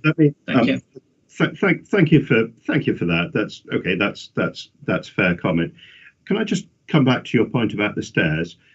So what you're saying is that if we're looking at the proposed new stairs, so if I was walking down those stairs, you're saying up at the top level there is actually a sort of boundary fence which is quite high, which was described, I think, by Mr. Froster. But you're saying if I went down on, I don't know, the third step up or something, the boundary wall would be much lower. And if I chose to just stand there on the third or fourth step, I'd be able to look across and down into your garden. Is that the point you're making? Absolutely. They won't be able to look into my adjacent terrace, but they will look straight into my garden, all the way into my garden. That's the issue I have. While if the stairs is in the middle, that wouldn't happen. Okay. All right. Well, thank you very much for that. Now, I've now got just a quick question to Mr. Frost. Tommy, is it possible, do you think your client might accept some amendment to the condition that addressed the point I just explored there with the neighbour? Is there anything you can say about that? In terms of the height of the boundary wall and the potential for overlooking? Yes, in relation to the stairs, really, at the point that we were just talking about. Yes, absolutely. As I mentioned there, we have produced a detailed section showing exactly what the height of the wall is adjacent to the stair all the way down, and the minimum height from any stair is 1.8 meters, and that's the smallest one. They're all higher. So we can certainly be happy to agree to screening of at least 1.8 meters alongside the boundary, on the boundary along that stair, because that's how it's already been designed. All right, and that would be well, I'll explore with officers, but it would be somewhere. It would be part of a condition yes. that we could do that. Okay, now, Mr. Rosser, unfortunately, you can't come back and cross-question. I'm sorry about that. But Councillor Bennett, Tom, did you want to make a point? Well, have a question, I should say. Sorry. Yeah, mostly covered by your question, Chairman. I just want to be completely clear. Maybe question to Mr. Frost will under condition 10, the new plans that you were talking about for amending the balcony, will it be square on with the house, or will it still be at a slight angle? What's the plan? The revised drawing, which is as the case officer requested, the depth of the terrace runs perpendicular, so it's along the line of the existing terrace at the moment, but just extends across the full width of the property rather than just half width as it does at the moment. So it wouldn't extend any further out. The roof will extend further out, but the terrace will be set back to the existing line. But nothing is now going to be at an angle as was originally suggested. It's all in that at that same sort of parallel angle to the building. That's correct, yes. That's helpful. Thank you. Nothing more, Chairman. Okay, thank you. Anybody else? No. Dorry, Councillor Schmetterling. Thank you. Just wondering about these steps which seem to exercise number 38, the next neighbour, I think 38. Is the reason that you put it you want to put it where it is, not in the middle, because of wanting to build out the level below, so you have to put it to one side? Is that right? Because the neighbour was saying that everywhere else except 34, I think, all the steps are in the middle of the property, not on the side. Yes, so in practical terms, if the extension is coming out the distance it is, which is, I believe, the same distance as number 38, then the practical way of doing is running the steps around the side. Okay, all right, thanks. And regarding the planting the trees, but I think that's covered by condition. And I mean, somebody was talking about, the verdant nature of the landscape there, but I suppose that's not really a planning matter. But the trees are, and you say you will replace them. But I just wanted to check one thing, that the replacements will not necessarily be saplings that will take years and years to grow into anything worth looking at? There are two small, they're defined as small to medium-sized trees, so they're not saplings. They're good quality, sort of well-founded trees, which will go in as part of a detailed landscaping scheme. And there is a landscaping condition as well, which will require that. And what did you think of this, a condition on the use of the terrace? I mean, I don't know if that's enforceable, but what did you think of that? Somebody suggested it. Yes, yeah, there's no intention to use the rest of the roof as a terrace, and we've been open to that condition since the submission of the application. Is always shown as being a restricted depth terrace. Okay, thanks very much. Okay, any other questions? No. Okay, well, thank you very much, both of you, for coming along and addressing us. So questions to officers. I'd just like a quick question. I'll start. This issue, which the applicant's agent seemed very happy to agree with on his client's behalf, of that the boundary wall fencing right by the proposed stairs, that's 1.8 meters in height all the way along the wall by the stairs. Is that something, Ronaldo, that would it need to be a new condition, or would it be included elsewhere? What do you think? Well, personally, I think we should attach a condition and seek details of that for,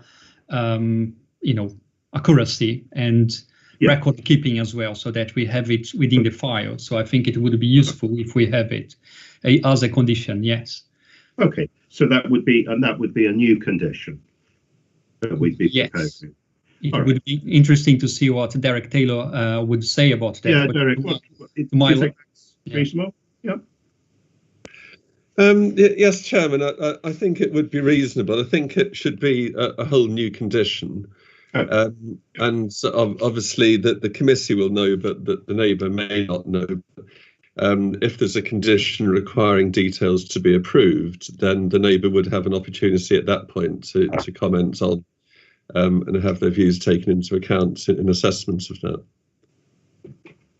Yes, that's quite right. So, any colleagues, any other questions? Otherwise, I think we can probably make a decision. So, the recommendation is to grant with the conditions set out in the report. Obviously, condition 10, we have said that the actual terrace will be squared off, if you like, as we've discussed. And also, I think we have an extra condition relating to the boundary treatment immediately by the proposed new stairs. So with that noted about the conditions, if I can ask everyone if they are in favour of the recommendation. So, Councillor Bacchia? In favour, Chairman. Thank you. Councillor Bennett?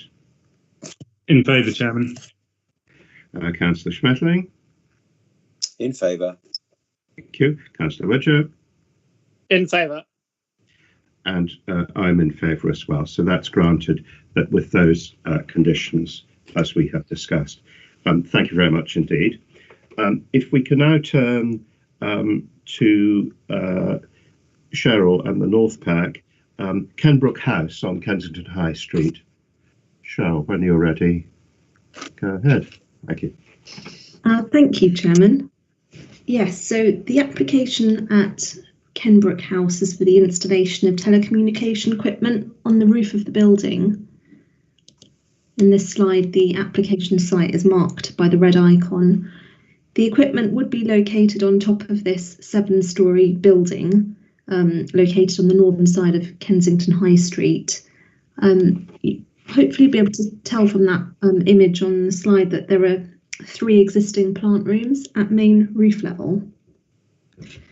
And just to give some context, the site is located in the Holland Park Conservation Area, surrounded by listed buildings. Members in your pack, you will see the site map that identifies those listed buildings to properties on Earls Terrace and Edwards Place to the south, and then properties on Holland Park Road to the north, and Melbury Road as well.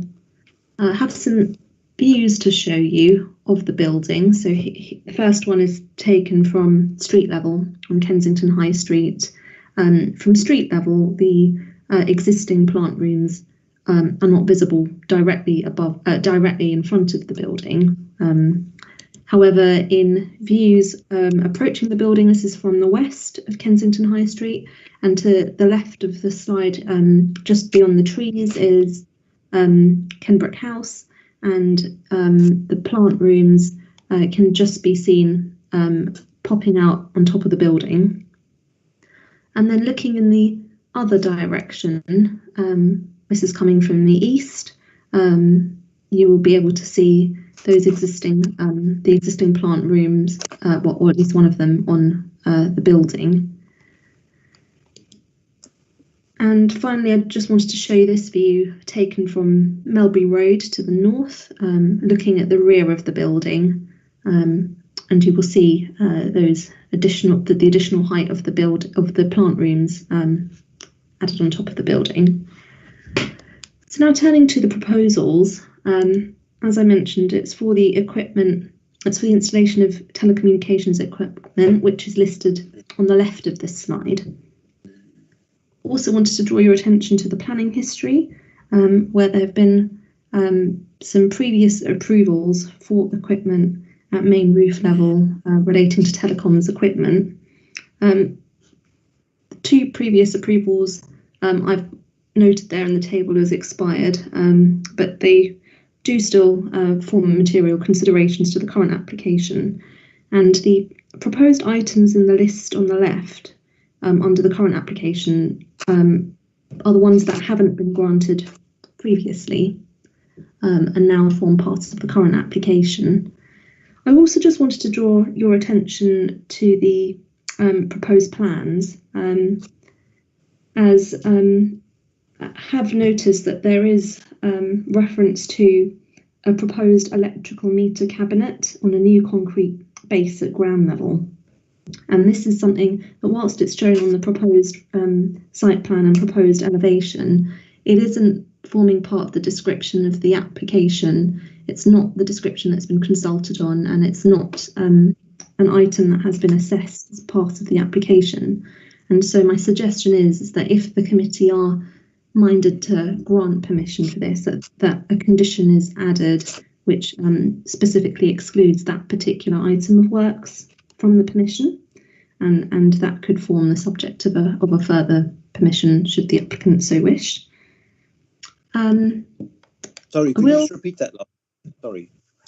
Yes, so on the proposed site plan and on the proposed elevation A, there is a reference and in form of an annotation and also a shown graphically on the drawing to a proposed electrical meter cabinet on a new concrete base situated at ground floor level. And what I'm suggesting is that if the committee are minded to approve this proposal, because the application description only refers to works at main roof level, that is excluded from the permission. Thanks. When you say ground floor level, that's not on the pavement, not on the public highway. It's on the grounds of the house, the building. No, it's external to the side of the building. But it's on the public highway or not? It not belong to the building land. I go back to it would be where that blue canopy is located to the left of the building. It's shown on elevation as being on the bit of land immediately to the left of that. I can't tell from the plan submitted if that is public highway or privately maintained forecourt. Oh, I see. Okay. But either way, my suggestion to the committee is that, if you are minded to approve it, it's excluded. There's something there now, although that might be in a bin. Okay. I think, Johnny, let's just hear the presentation, and also Councillor Aretti wishes to speak as well. So maybe we'll come back to that if it's necessary. But carry on, Sharon. Sure.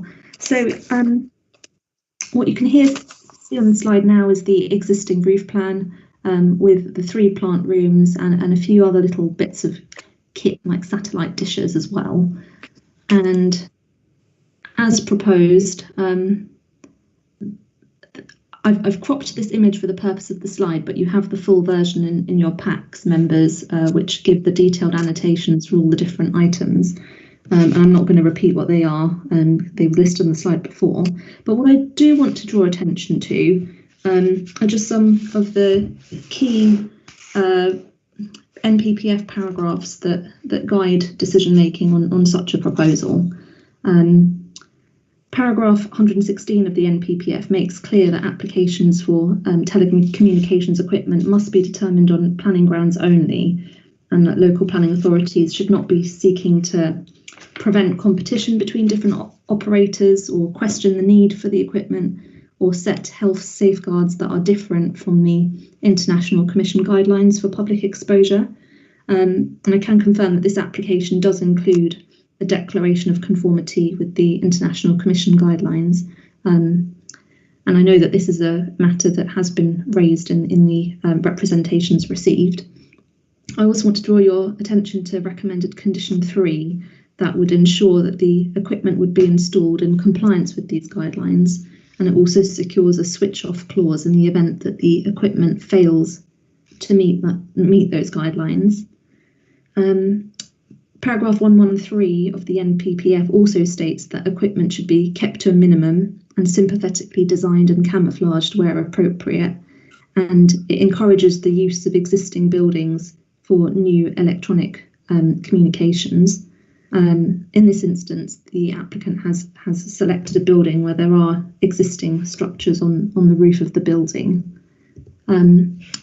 As proposed, I think the things I would like to draw your attention to as the main pieces of kit are the 3 proposed glass reinforced polymer GRP enclosures, which you can see as the larger rectangles to 3 of the 4 corners of the building. And those enclosures would be of a similar height to the existing plant rooms, with detail and colouring to match the existing brickwork. And then there are other ancillary bits of equipment, as well as a safety handrail. I have tried to zoom in on this and give you a comparison of the appearance as existing and proposed of the front elevation here. And then just to remind members of the key statutory duties and NPPF paragraphs relevant to assessing this, you will of course be aware of the statutory duty contained in section 72 of the Planning, List Buildings and Conservation Areas Act, which requires that for buildings and conservation areas that special attention shall be paid to the desirability of preserving or enhancing the character of the or appearance of the area. And the NPPF goes on to state in paragraph 193 that when considering the impact of a proposed development on the significance of a designated heritage asset, that great weight should be given to the heritage asset. In the opinion of officers, this is a proposal that would result in less than substantial harm to the conservation area, given the addition of this roof level equipment. But within that less than substantial harm, it's considered to be at the lower end of that scale of harm. And so where a proposal leads to less than substantial harm, that needs to be weighed against the public benefits of the proposal. And yet at the same time, the NPPF also states that advanced, high quality and reliable communications infrastructure is essential for economic growth and social well-being. So decisions should support the expansion of electronic communication networks, which is what this proposal is seeking to do. It would provide mobile network coverage and capacity to the Holland Park area for 2 operators, and it has been identified as an area which suffers from inadequate coverage. So taking all those strands together, in the view of officers, it's considered that the benefits of this improved communication infrastructure would outweigh that less than substantial harm caused to the character and appearance of the conservation area. And as a further safeguard, recommended condition 4 would ensure that when the equipment is no longer required, that it would be removed from the roof of the building. And that's the end of my presentation. Thank you. Okay, thank you very much indeed. Now, I think Councillor Moretti Arian, are you able to join us? Arian? As chairman, yeah. Oh, great. Very good. And thank you for waiting. It's 10 o'clock. Thank you for bearing with us. So I think you'd like to speak by way of representing objectors. So when you're ready, you have up to 3 minutes to address this. So please go ahead when you're ready. Thank you, Chairman. Thank you, Cheryl, and the members of the committee. I'm here to raise concerns on behalf of our residents rather than a formal objection. As I understand, this planning would create an economic benefit to the local area. I'm representing on behalf of the Pembroke residents, Holland Ward, to make sure that this planning application would be considerate for any future works in relation to the residents' well-being. I understand that this is not a general construction, but installation of a telecommunication equipment and slightly different version of CTMP would be applied, and it's a very important issue to be raised with the installation works. I'm completely aware of the MPFF threshold have been met, and I can see some recommendation conditions were listed in the report, like time limit, telecom guidelines, including non-ionization radiation, which might be detrimental to human health, and removal of the redundant equipment. But some questions were raised from our residents, which are as follows. Firstly, most of the residents are quite elderly and some are undergoing healthcare, and so it would be appropriate to put some additional conditions in the report. As I understand from the conversation with the residents, I gather that there's only one fire exit, which might be used while doing the construction or the installation work. So it would be appropriate for the planning committee to apply conditions saying a formal fire assessment report to be produced by the applicant in order to before they start the construction, before they start the installation work. Second point, what's not in the report is that there's a restaurant just underneath in the same premises, it's exactly in the same building, which uses a flue or a chimney, which goes inside the building.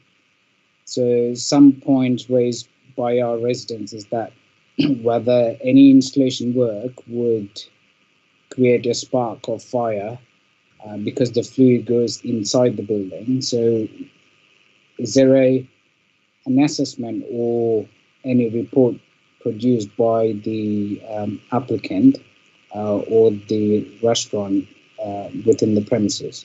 That's the second point. So I would like the committee to have these conditions, that there would be a formal assessment done along with the restaurant from the building. And the third point, which I would love to stress a lot, is the noise reduction methods. There's no proper noise reduction methods mentioned in the report by the applicant. So this is quite important because a lot of people who are in the building are quite elderly. And also the residents have kindly asked me to provide any direct contact during the construction or installation so that any problems can be mitigated on the spot. Okay.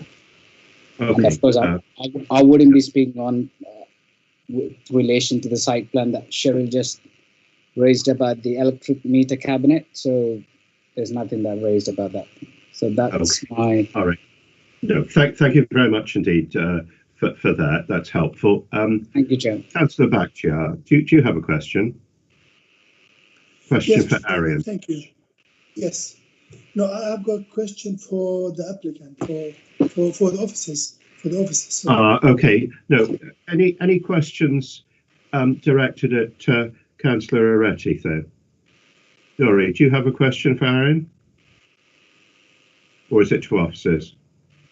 It's all right. I was going to ask officers, but I think also part of the issue is that Councillor Aretti is representing residents, so he's just, I think, reflecting their opinions. So yeah, I don't know how much he's discussed it with them, so I don't want to ask anything. Okay. Well, I'm happy to answer, Dory. I did have interaction with the residents, but as I said, I think it would be good to add additional conditions, which I just mentioned. I mean, I'm not sure what the fire. Well, actually, I suppose I can raise it in connection with one or two of the objections raised. I mean, most of them are health connected, but the fire one is an interesting one because I don't know why this is relevant to this planning application, because it's sticking some new antenna up, that's all. They don't normally spark unless lightning strikes, and then that's a whole different matter. But I don't see actually why they would want that. It's just a fear, isn't it, of something, of the unknown? Well, of course, yeah. That could happen in any event, so. Yeah, no, but the fire, the problem, they're talking about a fire escape or some noting of something. In fact, somebody in there also worried about the extra insurance premiums it might attract of having, I don't know, a different set of antennae on top. But I don't see how this is material to a planning application. It's a different matter, fire safety, isn't it? I think we'll need to put that to officers. Actually, yeah, it's a rhetorical question. That's what I meant. Councillor Retty is just representing some views. All right.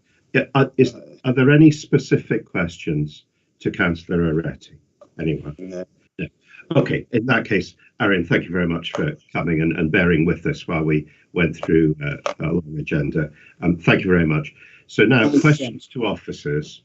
Mo, would you like to go first? Yes. Thank you, Chairman.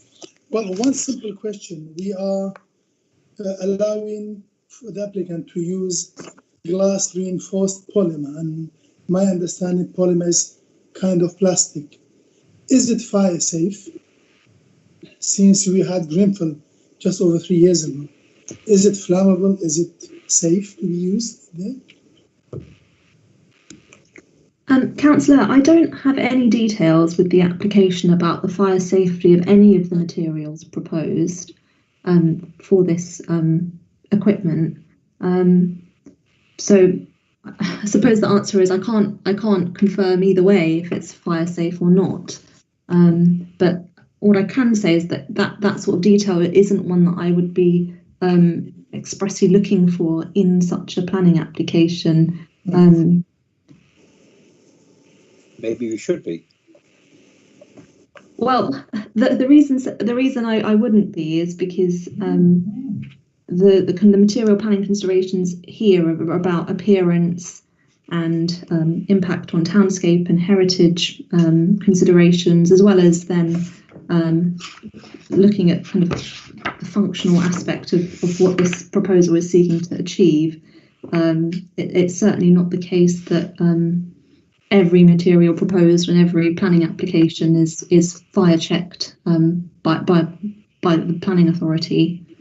There is, of course, a fire safety policy emerging with the intent to publish London Plan, but its application is not for the scale of development proposed here under this current application.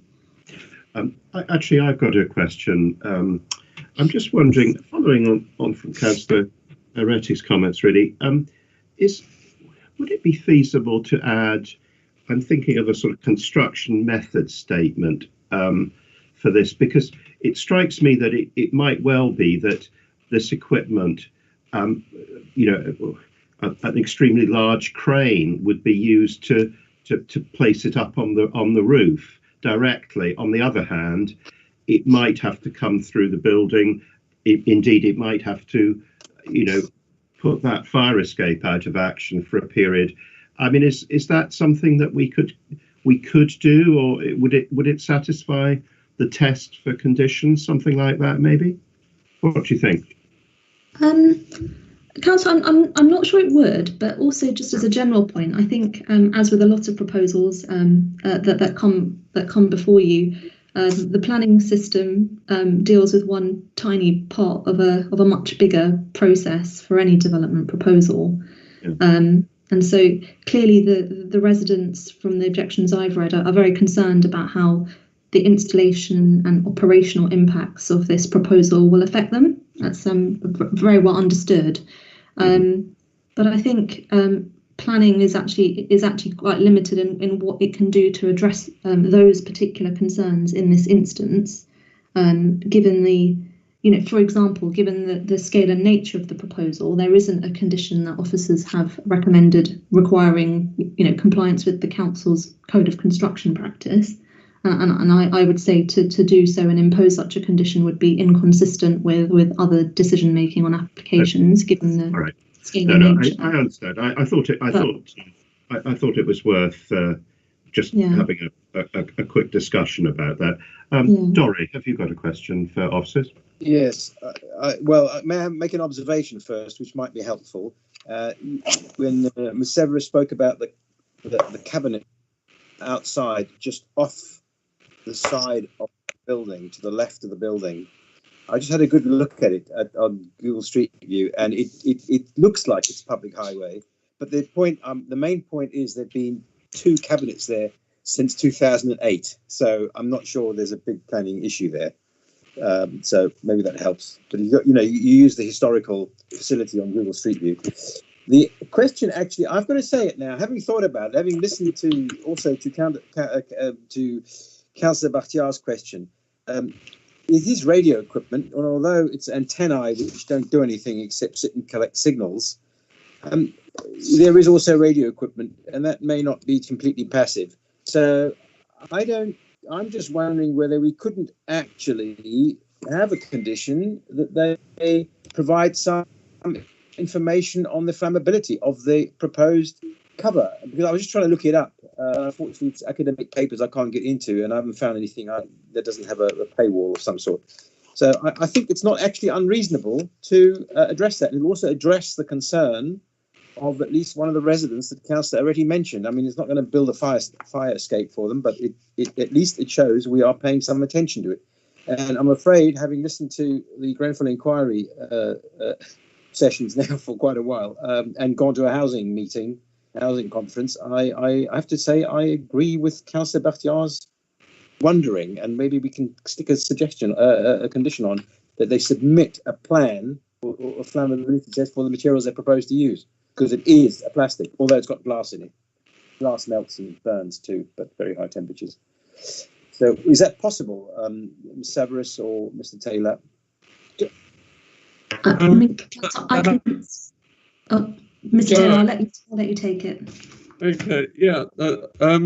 But through you, Chairman, I'm rather concerned about a condition trying to achieve that.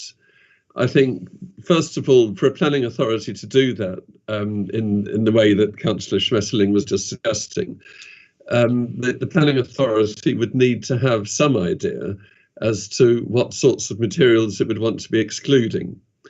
So, in other words, a condition requiring approval of a fire rating for a cabinet would have to be based upon some quite clear idea as to what sort of things would be excluded and what sort of things might be acceptable. It would be very difficult, really, to know as town planners. I think there would be other pieces of legislation that would actually govern that. For example, the building regulations would cover the addition of any structures to the roof as they're proposed here. And I think, as Ms. Severus was saying, as a matter of fact and degree, as a matter of scale, I think attaching aerials to a roof, or indeed attaching, reinforced or glass reinforced plastic structures, I think in this case it really ought to be left to the building regulations. I don't think we'd be adding anything positive, or we wouldn't be adding any safety in requiring those details as a planning authority. Could we bring in the building safety? No, I understand. Sorry, I interrupted you. Go on. Right. Well, it's okay. I was merely going to just go on to suggest that, I mean, I was listening to Councillor Aretti's suggestions very carefully. And the one thing that I was musing on when Councillor Aretti was making his suggestions was that, of course, that the applicants are the people who have to comply with a planning condition. And that the applicants here are Vodafone and Telefonica, who have no control themselves over what happens within the building. Everything they do needs the permission of the freeholders, obviously. But they themselves don't manage the building. They don't manage means of escape. They don't manage how the building would be operated. And so a condition requiring these things of Telefonica and Vodafone, I think, might not satisfy national tests for a condition anyway. On the other hand, an informative could easily be attached, which would stress the importance of Telefonica and Vodafone liaising with the building management and liaising with residents in ensuring that all these matters are properly addressed. That would be, quite a reasonable and useful informative. But I think a condition requiring the telecommunications operators to actually do these things would probably be beyond their remit. It's more the building manager's remit than it is the communication companies. Yeah. Well, this sounds like a good way forward, because you've actually addressed the thought I had, which is how, if we can link to the building regulations or something like that. So that sounds like a good way forward, to refer to the fire safety of the covers. It's obviously we can't do anything about what goes on in the building, but we can suggest it for the covers, the shrouds. So, Chairman, can I? Do you have a opportunity to? No, actually, Ari, I'm sorry. You can't come back in here at this point. Only the committee members can speak to officers here. Sorry about that. That's just the way. Obviously, we have to be consistent all the time in the way that we do these things. Sorry about that. I was just going to say I wanted to pick up the conversation. Actually, I mean, I think we've explored these issues in quite a lot of detail. I think Mr. Taylor's suggestion of an informative along those lines, I think that probably is the best thing that we can do, given our powers, if you like, as a planning authority. So I would suggest that we do that. And also, Cheryl, right at the beginning, mentioned that we should add a condition that specifically excludes this area at the front left of the building. I think it was, as we looked at that image of a street view. So I think we need to add that. Are there any other comments or questions to officers that anyone would like to make? No. Okay. Well, in that case, I think we should make a decision. So we've got extra condition, as we just discussed, and additional informative, as we have also just discussed. So the recommendation is to grant. If I can go down the line, please. Councillor Bakhtiar, you in favour or against? In favour, Chairman. Thank you. Councillor Bennett? In favour, Chairman. Thank you. Councillor Schmedling? In favour. Councillor Woodger? In favour. Yeah. And I'm in favour as well. So that's granted with the extra condition and also informative. Thank you very much. If we can now move on, and it's still, Cheryl, you with 13 Rushton Mews, please. Sure. Yes, that's right. Thank you, Chairman.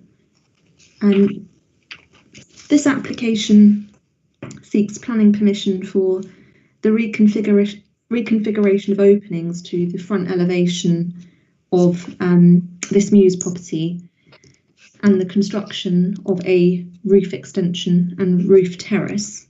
The application is very similar to an extant permission, which will expire on the 7th of March 2021, which is detailed in the report. So on the slide here, you can see the application site marked by the red star. It's a 2-storey dwelling located at the end of the Mews, and it backs onto properties on the rear of Lancaster Road. In these aerials, I hope you can see that the properties on this side of the Mews typically have mansard roofs with varying size dormer windows to the front and rear, and the roofscape to the rear has very little uniformity. This photograph shows the front elevation of the property, and And you'll note here that the existing timber-framed casement windows are mismatched in terms of size, design and materials, and there's no consistency here between the ground and the first floors.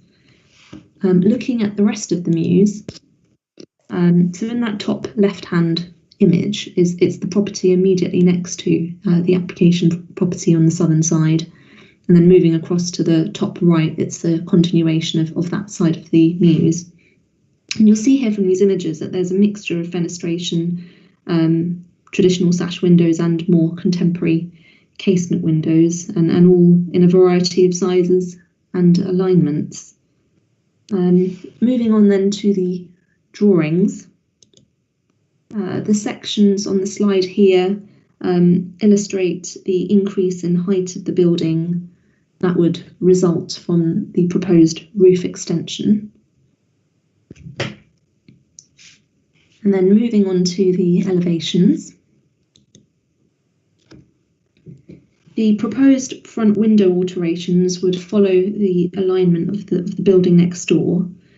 The use of timber-framed casement windows, as opposed to traditional sash windows, which are not a dominant feature in the mews, would complement the contemporary design of this proposal.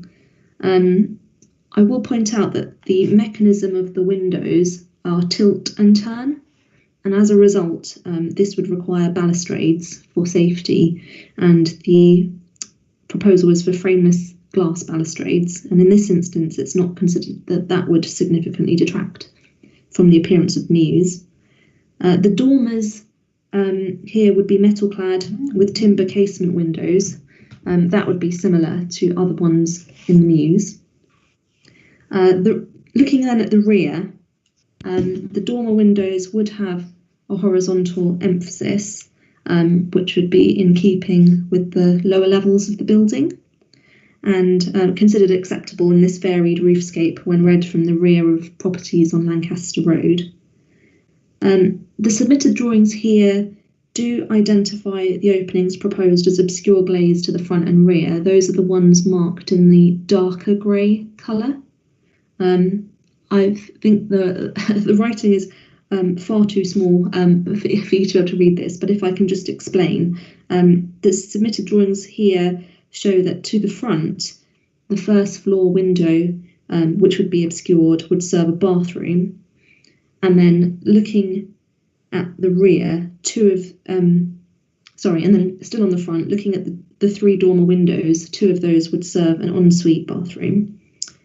And turning to the rear, both roof dormers are proposed as obscure glazed.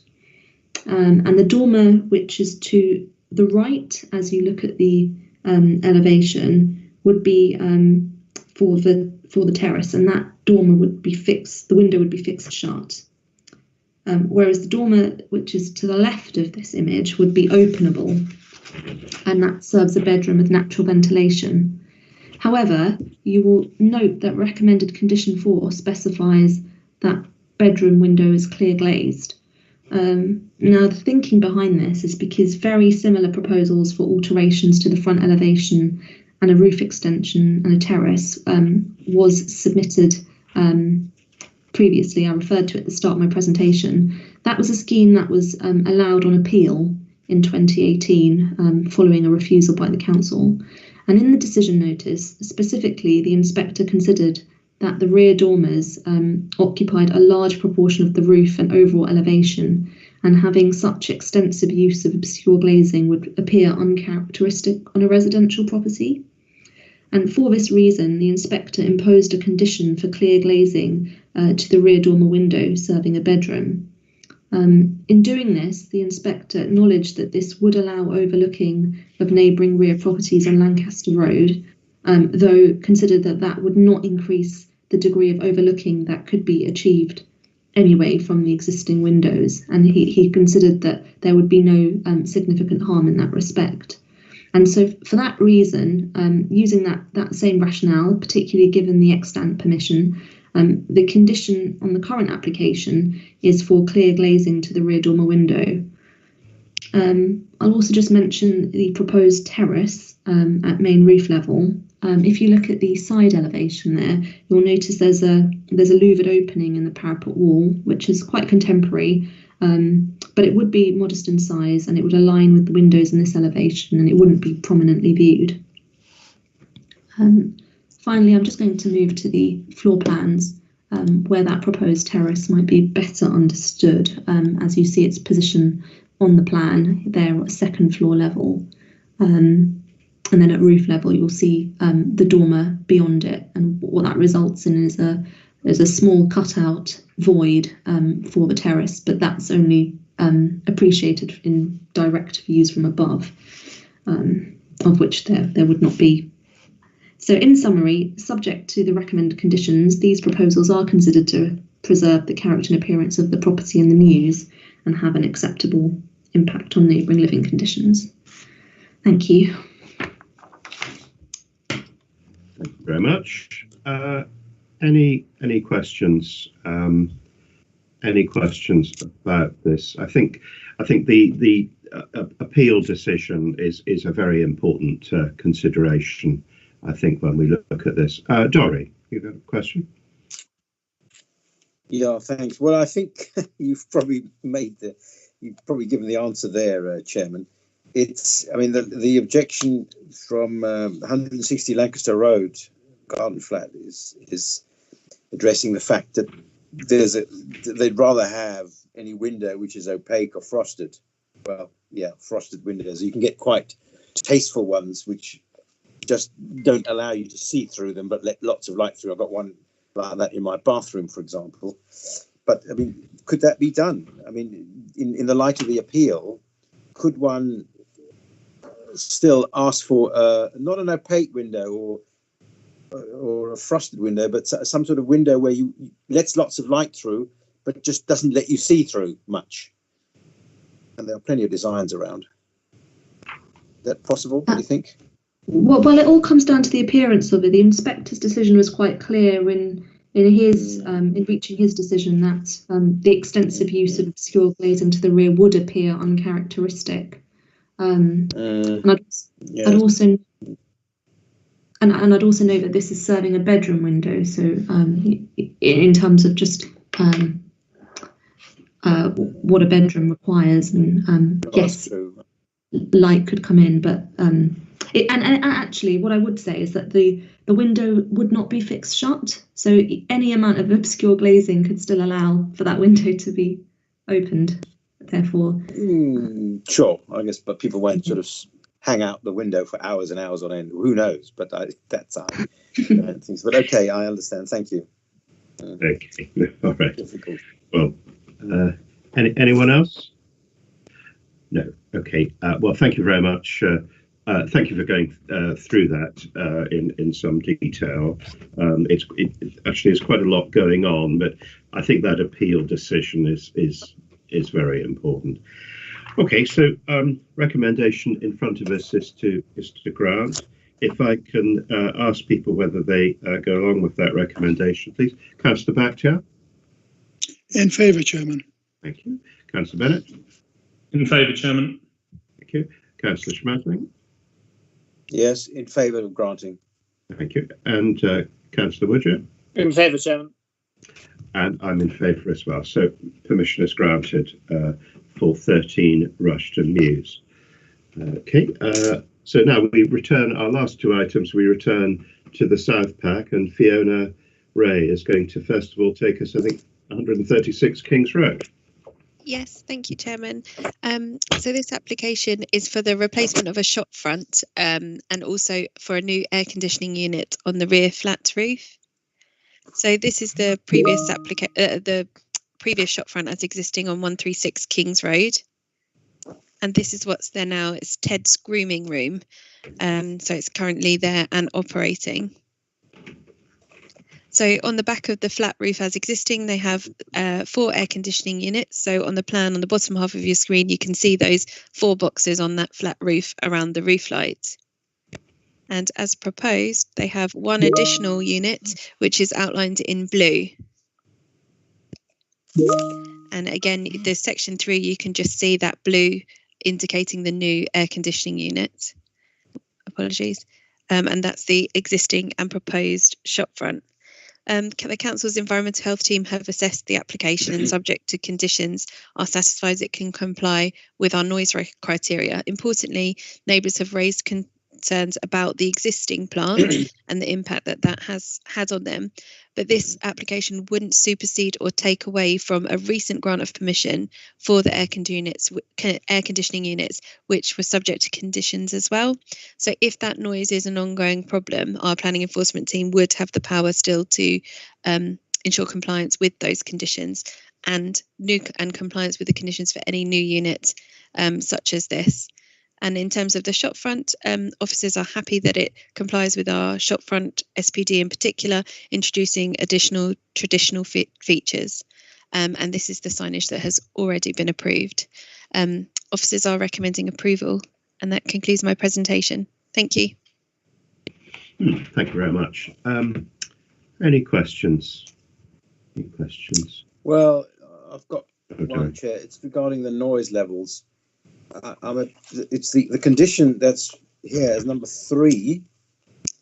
It only refers to background noise, but as one of the objectives mentioned of Markham Street, they speak about a previous situation where it was supposed to be 15 dBA below the ambient.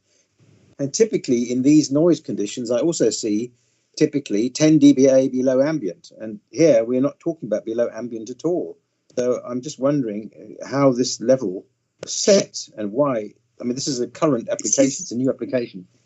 Yeah, why isn't it? Yeah, this is our standard noise condition, and we always look for background noise levels. So that would mean at any time of the day, whether it's day or night, because obviously particularly Kings Road, it will be louder during the day than it would be at night. So at all times it must combine. This is the one we always put on. So this is the one you would commonly see at committee, because importantly what this condition does and why we like it so much as officers is that if you are standing in a neighbouring property and you can hear that air conditioning unit, we know it doesn't comply because you should not be able to hear it at all.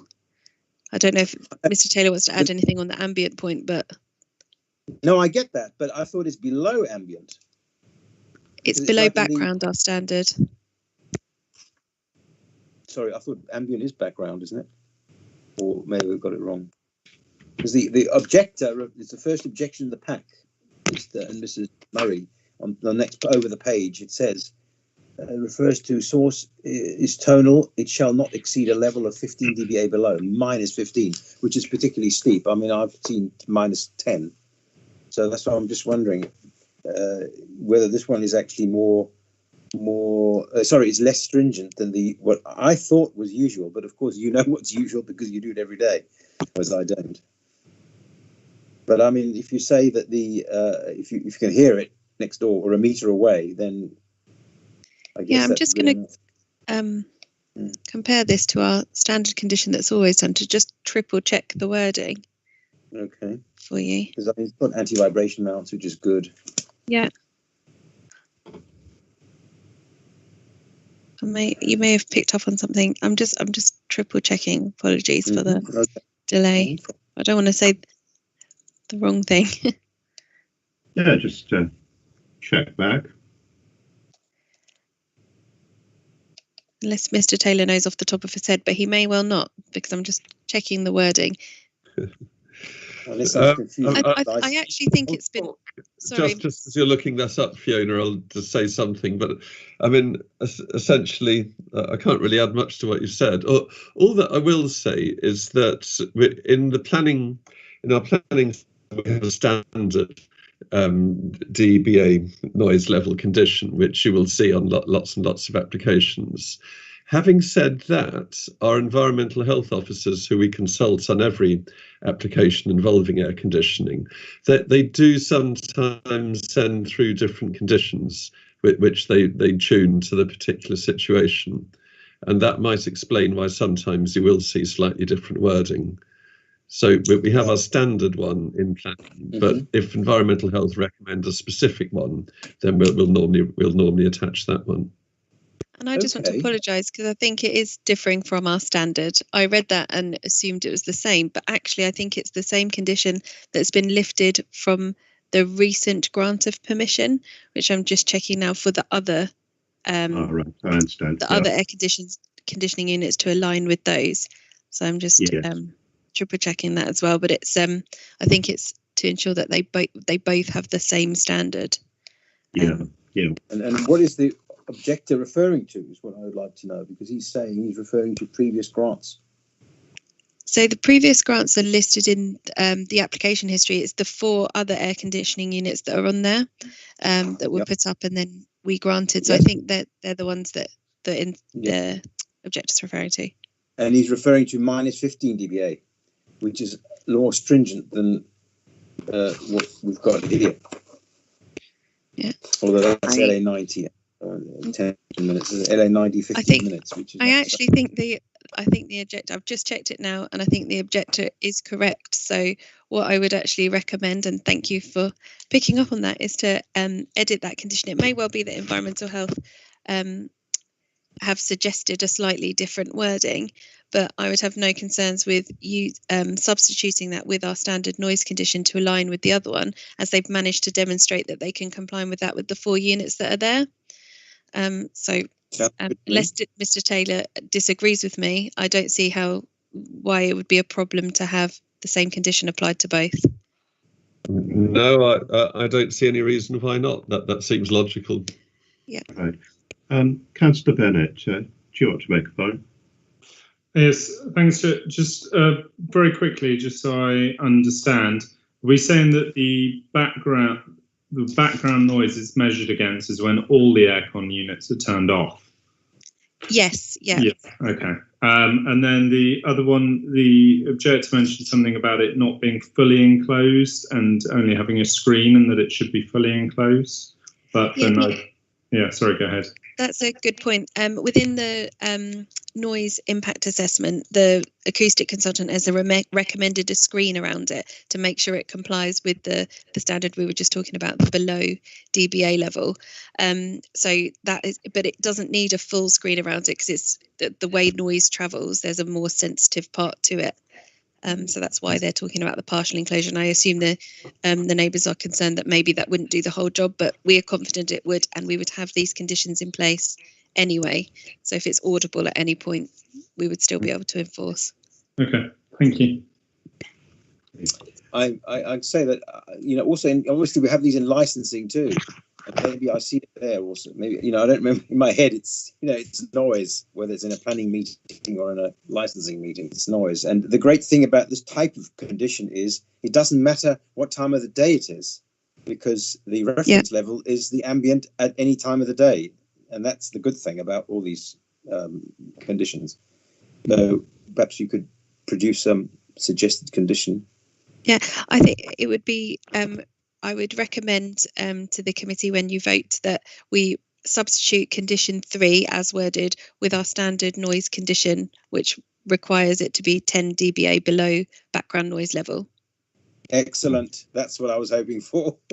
Okay, I think that sounds a reasonable way forward. Can I just check with officers? I don't know, Lorna, you're still with us and hearing this, yeah? Yes, I'm still here. Right. Substituting the condition in the way that Fiona Ray has described, I just want to check that you're happy with that we can do that, yeah? Well, I think so. I don't know the background to this, of course, but if it might be that the environmental health officer came back with a slightly different condition. It could have been in error, or it could have been to suit these particular circumstances. I don't know, but it does seem logical if we have the same condition as previously. Yes. So I'm sort of happy with what's been suggested. Okay, good. Very good. Thank you for that. Okay. Tom, do you have a further question, or are you happy now? No, I'm happy. Okay, great. Okay, well, in that case, I think we can probably make a decision on this. So the recommendation is to grant, but we've got the important to note that condition 3 is going to be replaced, as we've just discussed. So Fiona Ray is going to look that up, and we will put the new condition in place of the one that's in the printed report. Brilliant. Okay, so on that basis, if I can ask everyone in turn if they're in favour of the recommendation with that point about conditions noted. Councillor Bakhtiar. In favour, Chairman. Thank you. Councillor Bennett. In favour, Chairman. Thank you. Councillor Schmetterling. In favour. Councillor Woodger. In favour. And I'm in favour as well. That's good. Thank you very much indeed. And our last application this evening is still with Fiona Ray in South Pack, 31 Highfield Road. Yes, thank you, Chairman. So planning permission on this site is sought for the construction of a single-storey rear infill extension, enlargement of the lower terrace and removal of paving to introduce more planting. So this is the application property, one in from the end. You can see the closet wing at the back there with 2 different levels. And this is an image of standing in the rear garden looking back to the area where the infill extension is proposed. That's just an image looking back to the rear garden. Oh, apologies. So the infill extension you can see on the left hand side is the existing plan, and you can see the closet wing with that space next to it. It is proposed to infill that space with a new extension to match the depth of the existing closet wing. So in terms of the elevation, it's just continuing across and infilling that side with a pitched roof falling away from the side boundary with the neighbour. And then just some section details for you to show on the right hand side, you can see existing and proposed, how it aligns with that closet wing and doesn't project further back than that. Officers are recommending approval, and that concludes my presentation. Thank you. Okay, thank you. Any questions relating to this application? Anyone? No. No, I'm just wondering. I mean, one of the objections that make work impossible. I think it's just building worry, so it's not really a planning issue. So yeah, no we do have the code Sorry. of construction. We do have the code of construction practice condition on there, which will hopefully give some comfort to them. Thanks. Yes, I agree. Thank you. Good. Thank you. Okay. Well, in that case, I think we can move to a vote. Recommendation is to grant with the conditions set out in the report. If I can go down. Councillor Bakhtiar, you in favour or against? In favour, Chairman. Thank you. Councillor Bennett? In favour, Chairman. Councillor Schmetterling? In favour. Councillor Woodger? In favour, Chair. And I'm in favour as well. So that is granted. Thank you. Now we've just got one final matter before us, and that is that we need to consider the Part B minutes of the meeting on the 15th of September. Now, these have been circulated. I'm advised that if we feel we need to have a discussion about them, we would have to move into Part B. But if we're happy with the minutes, we can simply approve them without having to go into closed session. Is there anybody who would like to have a discussion about them, or thinks that there's something about them that's incorrect? No? Okay, in that case, it looks okay. It reflects what I remember vaguely. Yeah, no, because Dory and I were both on this committee, so thank you very much. Okay, so in that case, can I ask that those Part B minutes are agreed? Yeah. Agreed. Agreed. Okay, very good. Well, thank you very much indeed. So that they are agreed. So that concludes this evening's meeting. Thank you very much indeed, everyone. Thank you.